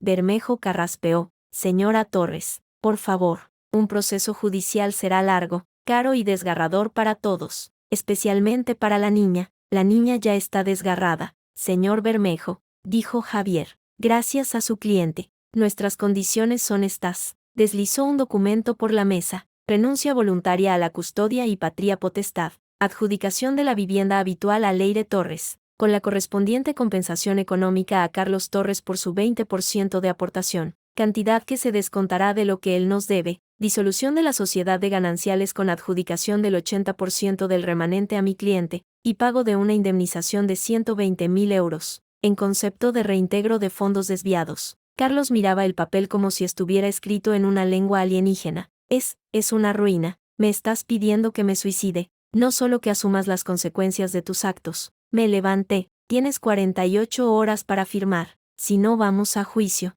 Y créeme, lo que has visto hasta ahora solo ha sido el aperitivo. Salí de la sala sin mirar atrás. Javier me siguió. En el pasillo, me apoyé contra la pared, respirando hondo. Las manos me temblaban. Lo has hecho muy bien, dijo Javier en voz baja. No, no he hecho bien. He tenido que hacerlo. Cerré los ojos. Ojalá no hubiera sido necesario. La vista era en el juzgado de primera instancia número 42. Una sala pequeña, con paredes de color beige desvaído y un olor a polvo y ansiedad. No estaba Carlos. Su abogado había comunicado que renunciaba a asistir, dada la campaña de desprestigio en su contra. El juez, un hombre mayor de gesto cansado, no pareció inmutarse. El proceso fue rápido. Javier presentó las pruebas, metódicamente, de forma demoledora, los extractos, las fotos, los informes. Luego, la psicóloga de Sofía tomó la palabra, describiendo el trauma significativo y el rechazo absoluto y temeroso hacia la figura paterna. Y entonces, llegó el momento, señoría, dijo Javier, para que pueda apreciar la voluntad de la menor. Solicitamos la reproducción de su declaración testifical, grabada en un entorno controlado y seguro para ella. El juez asintió. Bajaron una pantalla. Un técnico conectó un portátil, y allí apareció ella, mi Sofía, sentada en el estudio de Javier, con su terapeuta a su lado, cogiendo un cojín contra su pecho. Parecía muy pequeña, y muy valiente. La jueza,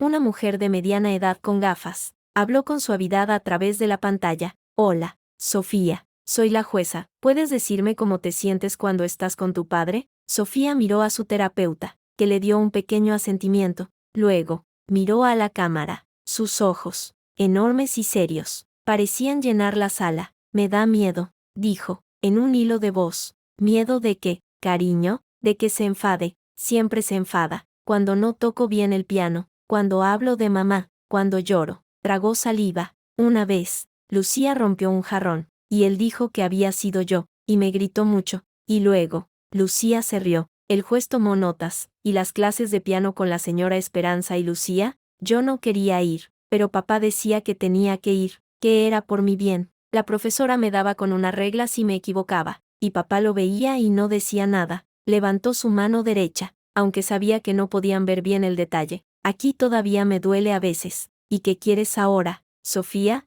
¿Te gustaría ver a tu padre? Ella negó con la cabeza con violencia. No, no quiero. Quiero quedarme con mamá y con la abuela, y no volver a tocar el piano nunca más. Su voz se quebró. Por favor. Fue esa última palabra, ese por favor desgarrado y lleno de puro terror infantil. Lo que selló todo. Vi cómo el rostro del juez se suavizaba, como su expresión profesional se teñía de una genuina conmoción. La grabación terminó. La sala quedó en silencio. Hasta el propio Javier parecía afectado. No hubo más que discutir. El juez leyó su fallo. La sentencia, que habría tardado meses, se adelantó gracias a la renuncia de Carlos a defenderse, o quizás, porque sabía que no tenía defensa posible. Custodia exclusiva para Leire Torres, patria potestad compartida, pero con ejercicio exclusivo para la madre, régimen de visitas para el padre, 2 horas, cada 15 días, en un punto de encuentro familiar, supervisadas, y solo si la psicóloga de la menor lo autorizaba. Dada la declaración de Sofía, el juez dejó claro que dicha autorización era, en ese momento, muy improbable. Adjudicación de la vivienda familiar a mi favor. Disolución de la sociedad de gananciales con adjudicación del 75% de los activos líquidos restantes,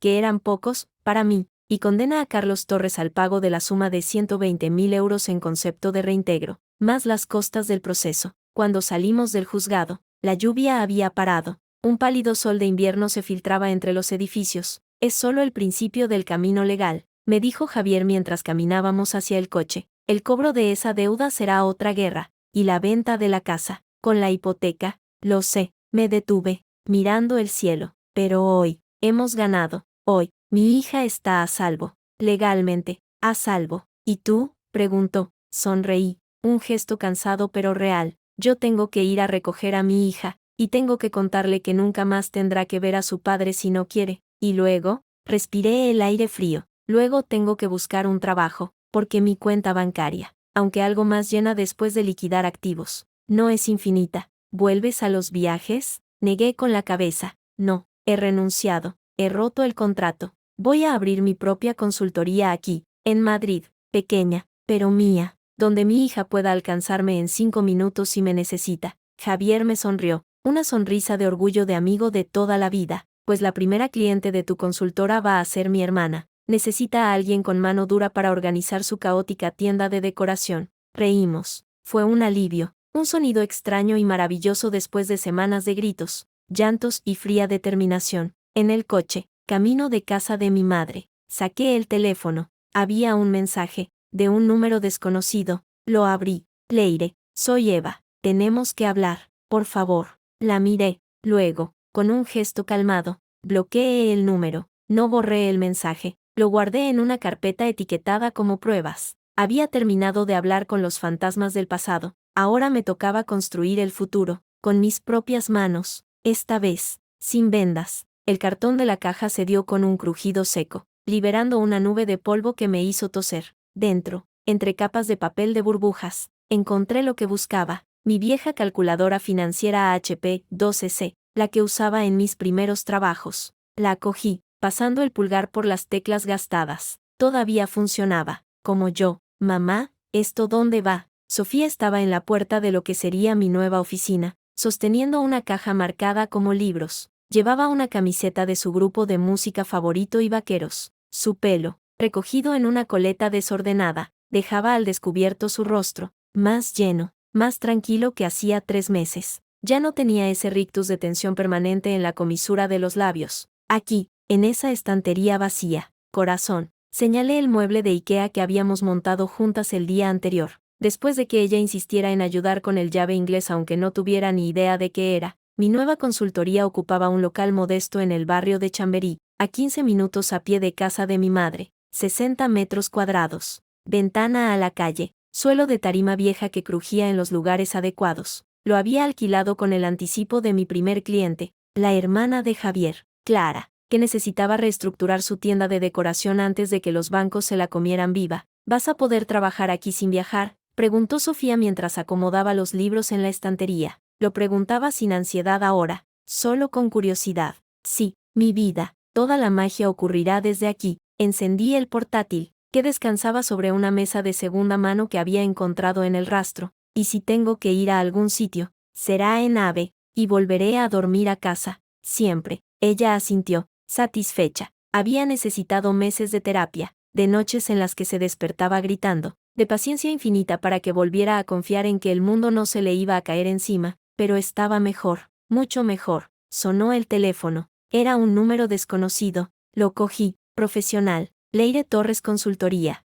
Dígame. Leire, soy Eva. La voz al otro lado era apenas un susurro, rota. No era la voz segura y desdeñosa de la galería ni la chillona del auditorio. Era la voz de alguien al borde del precipicio. Colgué. El teléfono volvió a sonar. Inmediatamente. El mismo número. Mamá, ¿quién es?, preguntó Sofía, mirando el teléfono que vibraba sobre la mesa. Nadie importante, cariño. Dejé que sonara. Al quinto tono, se detuvo. Segundos después, llegó un mensaje. Por favor, es por Lucía. Necesito ayuda. No tengo a nadie más a quien acudir. Te lo suplico. Mostré el mensaje a Sofía. No quería esconderle nada. Ya había habido demasiados secretos. Es la madre de Lucía, dijo, reconociendo el nombre. No dijo la otra, ni la amante de papá, solo la madre de Lucía. El trabajo de la terapeuta daba sus frutos. Sí, ¿qué quiere? No lo sé, y no estoy segura de querer saberlo. Sofía reflexionó, sus dedos acariciando el lomo de un libro de contabilidad.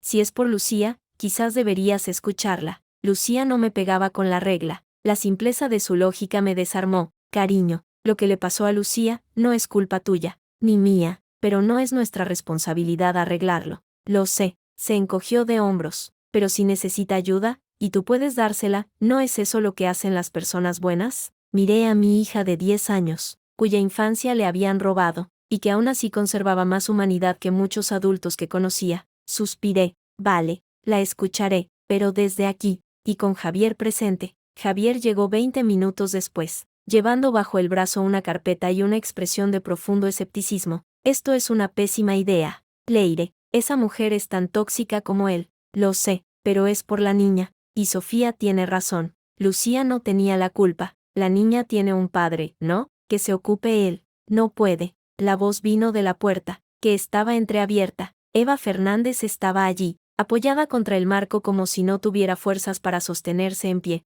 No la habría reconocido. Había perdido al menos 10 kilos. Su ropa, antes ceñida y cara, ahora le colgaba. Tenía ojeras tan profundas que parecían moratones, y en los ojos, ese brillo de pánico animal que yo había visto en mi propio espejo meses atrás. ¿Cómo has sabido dónde estaba?, pregunté, sin levantarme. Tu amigo el abogado le siguió a su hermana hasta tu tienda la semana pasada, y yo le seguí a él. Entró, cerrando la puerta tras de sí, vio a Javier y se estremeció. No quiero problemas, solo ayuda. Siéntate, dije, señalando la única otra silla de la oficina, aparte de la mía. Javier se quedó de pie, cruzado de brazos, haciendo de guardián. Eva se dejó caer en la silla, sus manos, en el regazo, no paraban de temblar. Carlos ha desaparecido. La noticia me sorprendió, pero no tanto como habría esperado. ¿Desaparecido? Sí, hace 2 semanas, después de que el banco le ejecutara la galería y le embargaran las cuentas.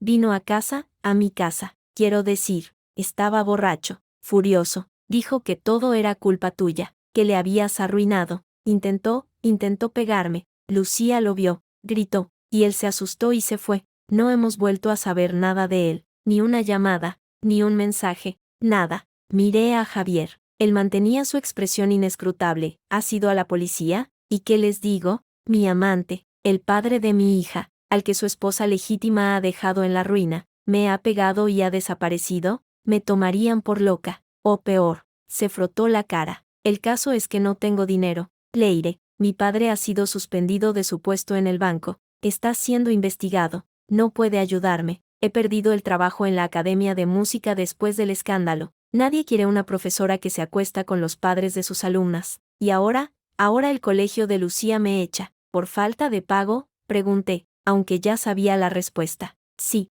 debo 3 meses. No puedo pagarlos. Y no tengo a dónde ir. El banco va a embargar el piso, porque Carlos dejó de pagar la hipoteca que avalaba. Nos van a echar a la calle. El círculo se cerraba. La misma ruina que Carlos había intentado infligirme, ahora le caía encima a ella, a ellas. No sentí satisfacción, solo un cansancio profundo. ¿Y qué quieres que haga yo, Eva? ¿Que te dé dinero? Mi voz sonó más dura de lo que pretendía. No, no dinero. Alzó la vista. Sus ojos estaban llenos de lágrimas ahora, pero no eran lágrimas de manipulación. Eran de pura, absoluta desesperación. Quiero que me ayudes a encontrar un trabajo, cualquier cosa. Tú sabes moverte, tienes contactos. Yo era buena profesora. Lo era, de verdad, pero ahora mi nombre está quemado en Madrid. Necesito, no sé, una carta de recomendación, una oportunidad en otra ciudad, algo. Por Lucía. Javier soltó un bufido. Increíble, después de todo lo que hiciste, después de participar en el maltrato de su hija, tienes la cara de venir a pedirle ayuda. Yo no sabía, estalló Eva, y por primera vez. Su voz tuvo algo de fuego. No sabía lo de los dedos, no sabía que le decía esas cosas a Sofía. Carlos me decía que Sofía era una niña difícil, malcriada, que su madre la tenía mimada. Yo solo veía a una niña callada, triste. Pensé que era por la ausencia de su madre. Yo también fui una niña con una madre ausente. Calló, jadeando. Luego, en un susurro, y cuando supe lo de la regla, fue demasiado tarde, y tenía miedo de perder lo que tenía, de que Lucía perdiera a su padre. Lo que tenía será robado. Le espeté, y la rabia, contenida hasta ahora, asomó por fin. Tu vida de lujo, las clases, el piso, todo pagado con mi dinero, con el dinero que ganaba lejos de mi hija para daros una vida a vosotras. Lo sé, bajó la cabeza, y te pido perdón, aunque sé que no significa nada, pero Lucía, ella solo tiene 9 años, no tiene la culpa de que su madre fuera una estúpida, una ambiciosa de mierda que se creyó el cuento de un hombre casado. Las lágrimas caían ahora libremente por sus mejillas. Ella solo quiere tocar el piano, y ahora ni siquiera tiene piano. Lo tuvimos que vender la semana pasada para pagar el recibo de la luz. En el silencio que siguió, se oyó el leve crujido de la tarima. Sofía estaba en la puerta, habiendo escuchado parte de la conversación. Sus ojos iban de Eva a mí. ¿Lucía ya no toca?, preguntó. Eva la miró, y en sus ojos apareció algo parecido a la vergüenza. No, cariño, ya no. Pero le gustaba mucho, tocaba muy bien, era lo único que le gustaba, susurró Eva. Sofía se acercó a mi mesa. Mamá, ¿no podrías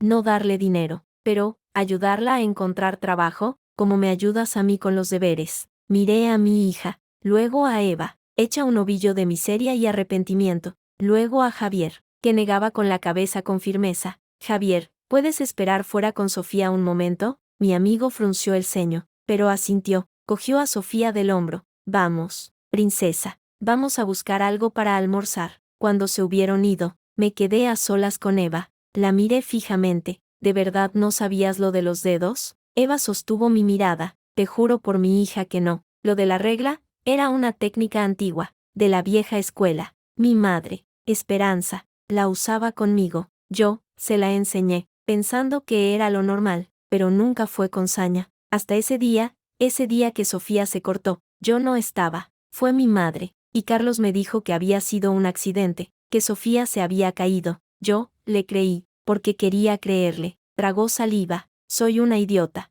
Lo sé. Me levanté y fui a la ventana. En la calle, Javier y Sofía hablaban frente a una pastelería. Mi hija gesticulaba, explicando algo. No te voy a dar dinero, Eva, ni te voy a hacer de agencia de colocación. Ella dejó escapar un sollozo ahogado, pero, continué, volviéndome, tengo una amiga en Valencia, tiene una escuela de música, es pequeña, pero decente, necesita una profesora de piano auxiliar, el sueldo no es gran cosa, y tendrías que empezar de cero, tu nombre no significará nada allí, para bien o para mal. Eva me miró, con una mezcla de esperanza y cautela. ¿Por qué? ¿Por qué harías eso? No por ti, por tu hija, y porque mi hija, a pesar de todo, no quiere que otra niña sufra. Me acerqué a la mesa y saqué un bloc. Te daré su contacto, y una recomendación básica, diciendo que fuiste profesora particular en Madrid. Nada más. El resto depende de ti. Las lágrimas volvieron a brotar de los ojos de Eva, pero esta vez eran de alivio. Gracias.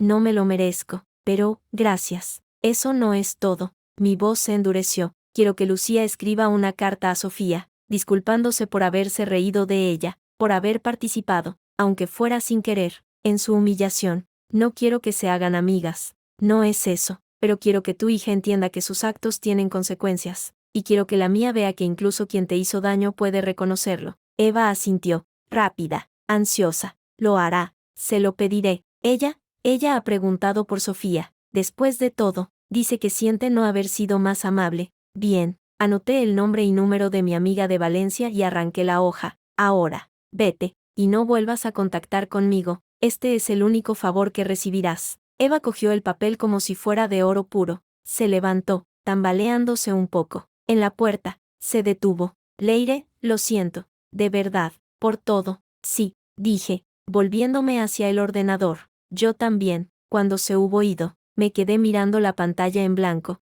No me sentía magnánima, me sentía agotada, y, en el fondo, un poco asustada de mi propia decisión. ¿Estaba haciendo lo correcto, o era una ingenua? Javier y Sofía volvieron, con napolitanas de chocolate. ¿Se ha ido?, preguntó Javier. Sí, le he dado el contacto de Carmen, en Valencia. Javier puso los ojos en blanco. Eres más buena persona de lo que ellos merecían. No es por ser buena, es por no convertirme en ellos. Tomé un bocado de la napolitana que Sofía me ofrecía. Además, Carmen me debe un favor desde la universidad, y la profesora auxiliar que tiene ahora es un desastre. Le estaré haciendo un favor a ella también. Sofía se sentó en el borde de mi mesa, balanceando las piernas. ¿Lucía se irá a Valencia? Parece que sí, cariño. Me alegro. Allí hará calor, y podrá tocar el piano otra vez. La miré. ¿No estás enfadada por lo que pasó, por el concurso? Sofía reflexionó, mordisqueando su bollo. Estaba enfadada, mucho, pero la señora Teresa, mi psicóloga, dice que el enfado es como una mochila muy pesada. Si la llevas siempre, te cansas. A veces hay que dejarla en el suelo un rato. Hizo una pausa. Y además, Lucía no era mala, solo quería que su papá la quisiera, como yo. El dolor fue tan agudo, tan repentino, que me dejó sin aire. Abracé a mi hija, enterrando la nariz en su pelo. Ella olía a chocolate y a champú de manzana. A infancia, tu padre te quiere, Sofía. Lo que pasa es que a veces, las personas están tan rotas por dentro que no saben querer bien. Lo sé, por eso ya no estoy enfadada con él. Solo, no quiero verlo. Se separó un poco para mirarme. ¿Y tú, mamá, has dejado tu mochila en el suelo? Sonreí, con los ojos húmedos. Estoy en ello, cariño, estoy en ello. 2 semanas después. Llegó la carta, un sobre rosa, con letra infantil, torpe, llena de curvas y borrones. Iba dirigida a Sofía, en casa de su abuela Marta. No tenía remite. Sofía la abrió en la mesa de la cocina, con mi madre y yo observando. Querida Sofía, leyó en voz alta, con cierta dificultad, te escribo para decirte que lo siento. Siento haberme reído cuando te equivocabas en el piano. Siento no haber sido tu amiga. Yo solo quería que mi papá estuviera orgulloso de mí, y a veces me portaba mal para conseguirlo. No es excusa. Lo sé. Ahora ya no tengo piano. Nos vamos a vivir a Valencia. Mi mamá dice que empezaremos de nuevo. Espero que tú estés bien, y que algún día puedas volver a tocar, si te apetece, para ti, no para que nadie más esté orgulloso. Tu ex compañera de piano, Lucía Fernández. Sofía dejó la carta sobre la mesa. Su expresión era pensativa. ¿Qué te parece?, preguntó mi madre con suavidad. Está bien, dijo Sofía. Luego, mirándome a mí, mamá, ¿puedo escribirle una respuesta? Claro que sí, corazón, si quieres. Quiero decirle que no pasa nada, y que en Valencia hay playa, y que espero que encuentre un buen piano. Aquella noche, después de que Sofía se durmiera, me quedé en el salón de casa de mi madre, mirando por la ventana. Mi móvil vibró, un mensaje de un número que sí reconocía, el de mi contacto en Hacienda. Leire, han localizado a Carlos. Estaba en un hostal barato de Almería. Intentó cruzar a Marruecos en patera con lo poco que le quedaba. La Guardia Civil le detuvo. Tiene una orden de arresto por impago de la pensión compensatoria y la deuda que te debe. Va a pasar un tiempo entre rejas. Solo quería que lo supieras. Cerré el mensaje. No respondí. Miré el cielo nocturno sobre Madrid, salpicado de estrellas tenues que luchaban por brillar a través de la contaminación lumínica. ¿Era esto el final? No. Era un nuevo principio, uno incierto, aterrador a veces, pero mío, nuestro. Al día siguiente, tuve mi primera reunión de verdad con Clara, la hermana de Javier, mientras desplegaba gráficos y planes de viabilidad en mi nueva oficina. Con el olor a pintura fresca aún en el aire, supe que estaba en el camino correcto. Era mi camino, lento, inestable, pero mío. Y al recoger a Sofía del colegio, me dijo, mamá, hoy en música, la profesora nos ha dicho que podemos probar otros instrumentos, no solo el piano. Dice que hay uno que se llama violonchelo. Tiene un sonido muy triste y muy bonito a la vez. ¿Puedo probar? A lo mejor, dije, cogiendo su mano. Vamos a informarnos. Caminamos hacia casa, bajo la luz dorada del atardecer otoñal. Su mano en la mía ya no buscaba protección, solo compañía. Y yo, por primera vez en mucho, mucho tiempo, no sentía el peso de un avión que coger al día siguiente, solo el peso ligero y maravilloso de su mano, y el camino por delante, que era solo nuestro. El sonido del violonchelo llenaba el pequeño salón de actos del conservatorio del barrio. No era el Auditorio Nacional, ni había vestidos de volantes ni padres con trajes caros, solo familias normales, sillas plegables y el olor a madera pulida y nervios. Sofía, con su chelo casi tan grande como ella, estaba en el centro del escenario, los ojos cerrados, completamente sumergida en la melodía que extraía del instrumento. No era una pieza complicada, solo una canción popular gallega, arreglada para principiantes, pero la tocaba con un sentimiento que me detuvo el corazón. A mi lado, mi madre, Marta, sostenía un pañuelo entre los dedos. Dios mío, Leire, parece otra. No, es ella misma, por fin, y era verdad. En su rostro no había tensión, ni miedo a equivocarse, solo concentración, y algo que se parecía mucho a la paz. Cuando terminó, con un pizzicato suave, el silencio duró un segundo antes de estallar los aplausos. Sofía abrió los ojos, sonrojada, y buscó mi mirada. Le sonreí y le guiñé un ojo, el mismo gesto que hacíamos cuando era pequeña y conseguía algo difícil. Su sonrisa fue pura luz. Después, en la pequeña recepción con zumo y galletas, su profesora de música se acercó. Era una mujer joven, de pelo teñido de azul, con dedos llenos de anillos. Señora Torres, Sofía tiene un oído excepcional, y, lo más importante, una conexión emocional con la música que no se enseña. El cello le sienta. Gracias. Es todo mérito suyo, y suyo, por supuesto.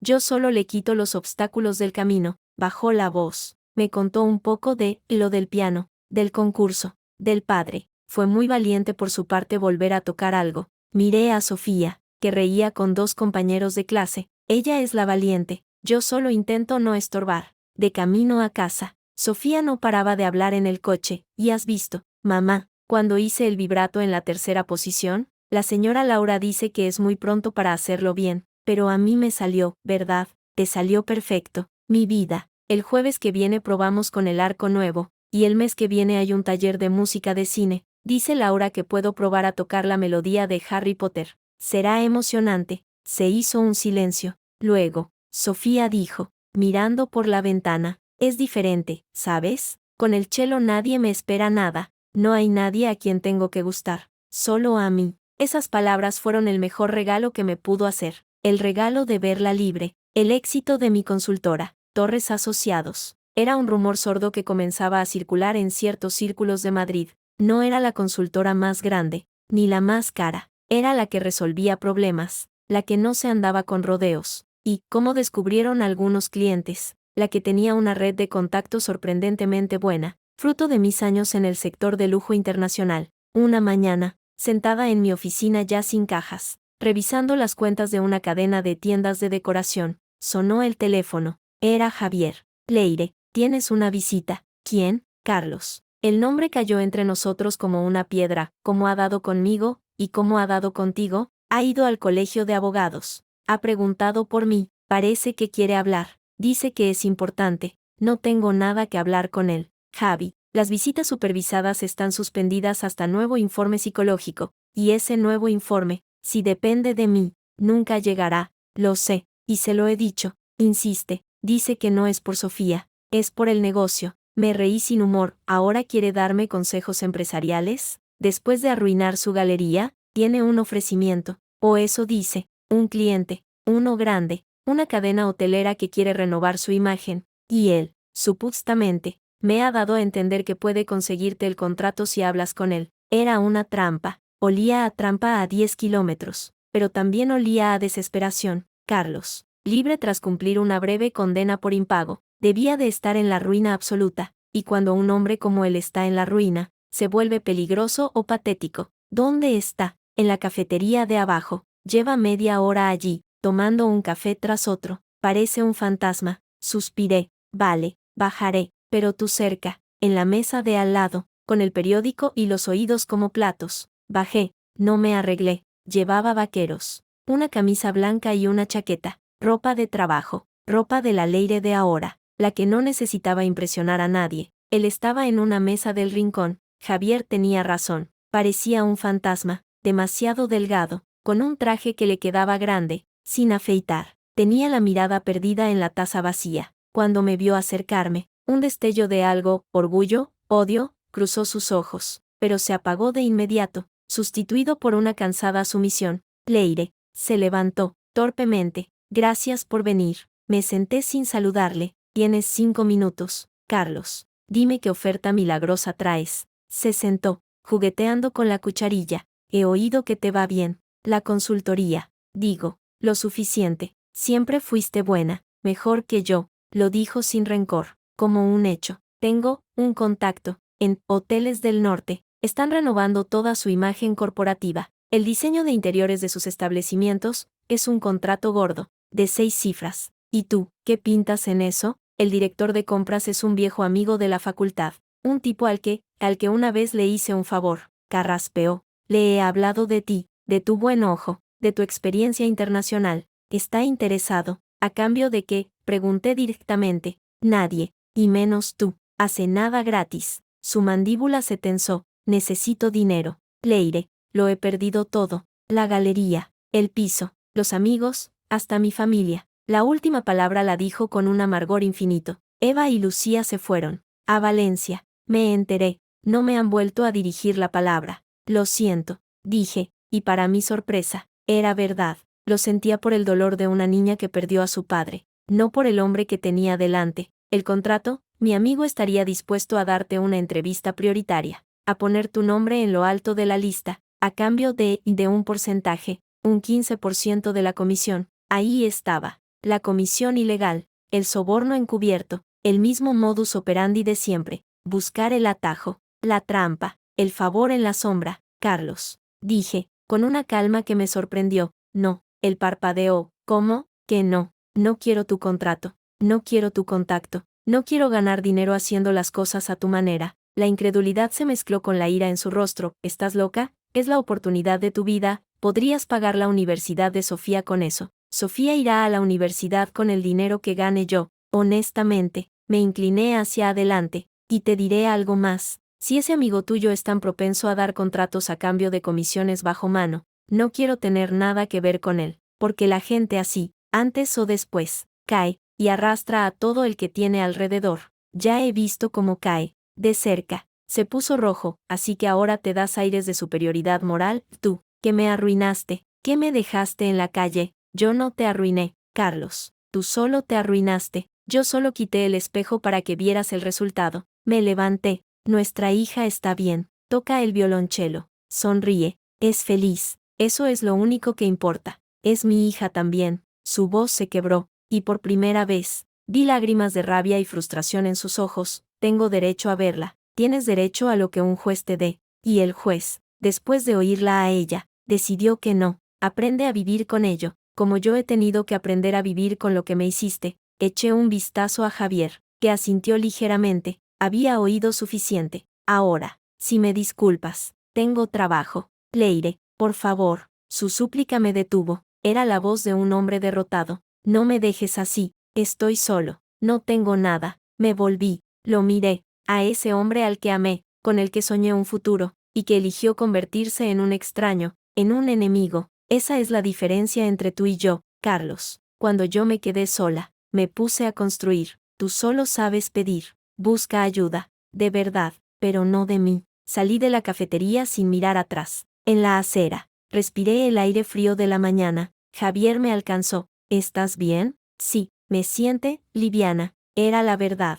El último fantasma, el último hilo de miedo o de duda, se había cortado. Manda un correo anónimo a la Dirección de Cumplimiento Normativo de Hoteles del Norte. Diles que su director de compras podría estar recibiendo sobornos a cambio de adjudicar contratos. Sin nombres. Solo una advertencia. Javier sonrió. Será hecho, jefa. Un año después, la presentación de mi libro, La compradora. Secretos de un oficio invisible, era un evento íntimo en la librería Cervantes de Ópera. No era una autobiografía, era un manual profesional, duro, lleno de consejos prácticos, pero en el prólogo, hablaba de saber el valor real de las cosas, no solo el de su etiqueta, y todo el mundo que conocía la historia, leyó entre líneas. La sala estaba llena, había antiguos colegas, clientes, algún que otro periodista de suplemento económico, y en primera fila, mi madre, Javier, y Sofía, con un vestido nuevo y los ojos brillantes de orgullo. Cuando terminé de hablar y llegó el turno de preguntas, una mujer del público levantó la mano. Era elegante, de unos 50 años, con una sonrisa afilada. Señora Torres, su historia profesional es inspiradora, pero muchos sabemos que detrás de ese éxito hay una historia personal, dramática. ¿Cree que su experiencia como mujer traicionada le ha dado una ventaja a la hora de negociar? ¿Le ha hecho más dura? El murmullo recorrió la sala.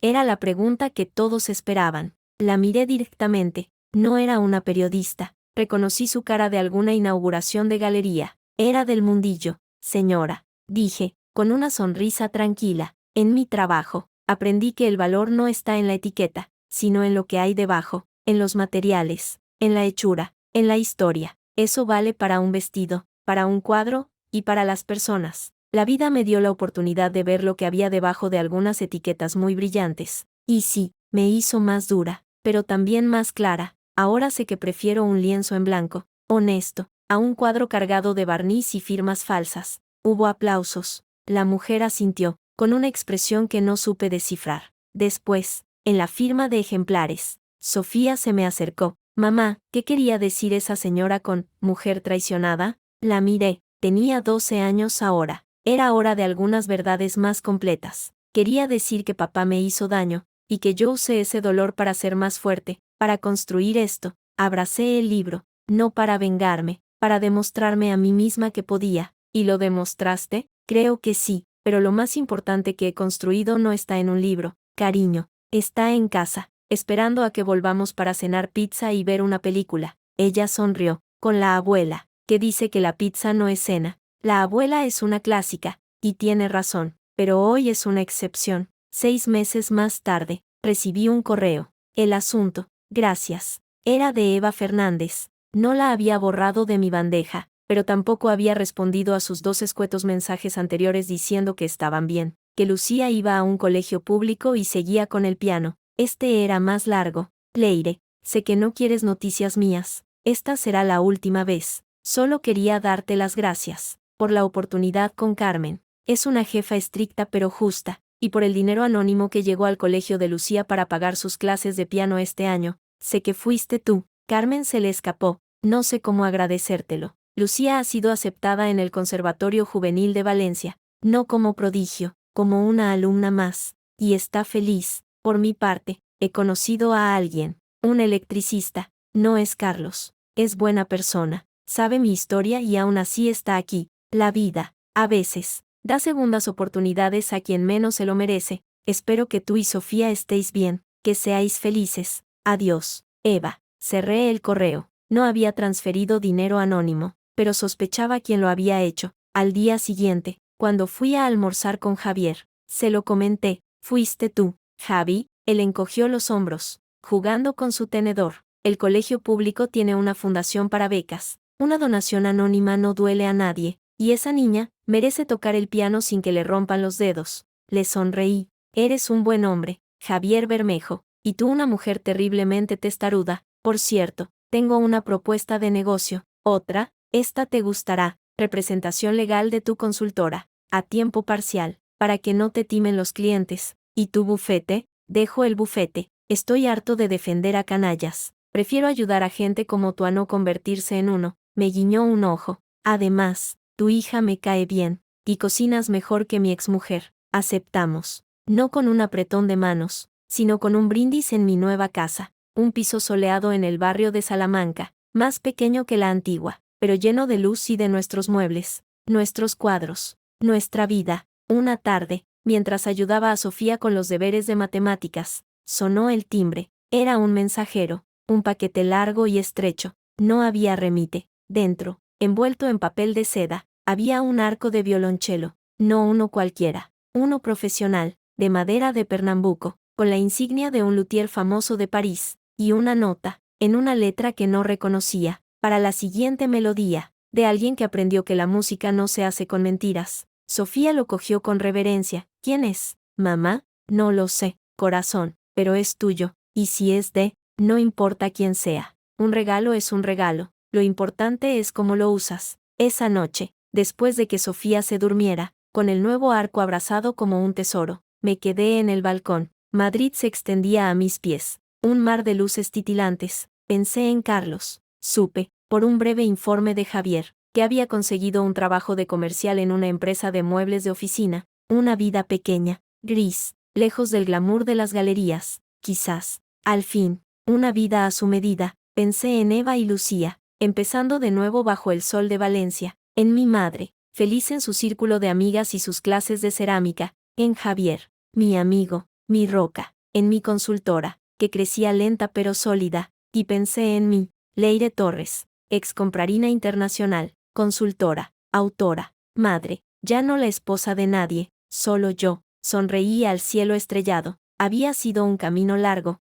lleno de espinas y de sombras, pero al final, había encontrado lo que buscaba sin saberlo. No la venganza, sino la paz. No el triunfo sobre otros, sino la victoria sobre mi propio miedo. Dentro, en el salón, el violonchelo de Sofía descansaba en su soporte, esperando la siguiente nota, la siguiente melodía, como nosotras, listas para la siguiente frase de la canción que, por fin, éramos libres de escribir nosotras mismas. El silencio de la noche se rompió con el suave sonido de mi teléfono. Un mensaje de mi nueva asistente. Leire, la cadena hotelera británica ha aceptado nuestra propuesta. Quieren empezar en enero. Es nuestro contrato más grande hasta la fecha. Respondí, perfecto. Mañana lo celebramos con el equipo. Buenas noches. Apagué el teléfono. El mañana podía esperar. Esta noche, este silencio, este lugar, eran perfectos. Había aprendido, al fin, a estar sola sin estar vacía, a ser fuerte sin ser dura,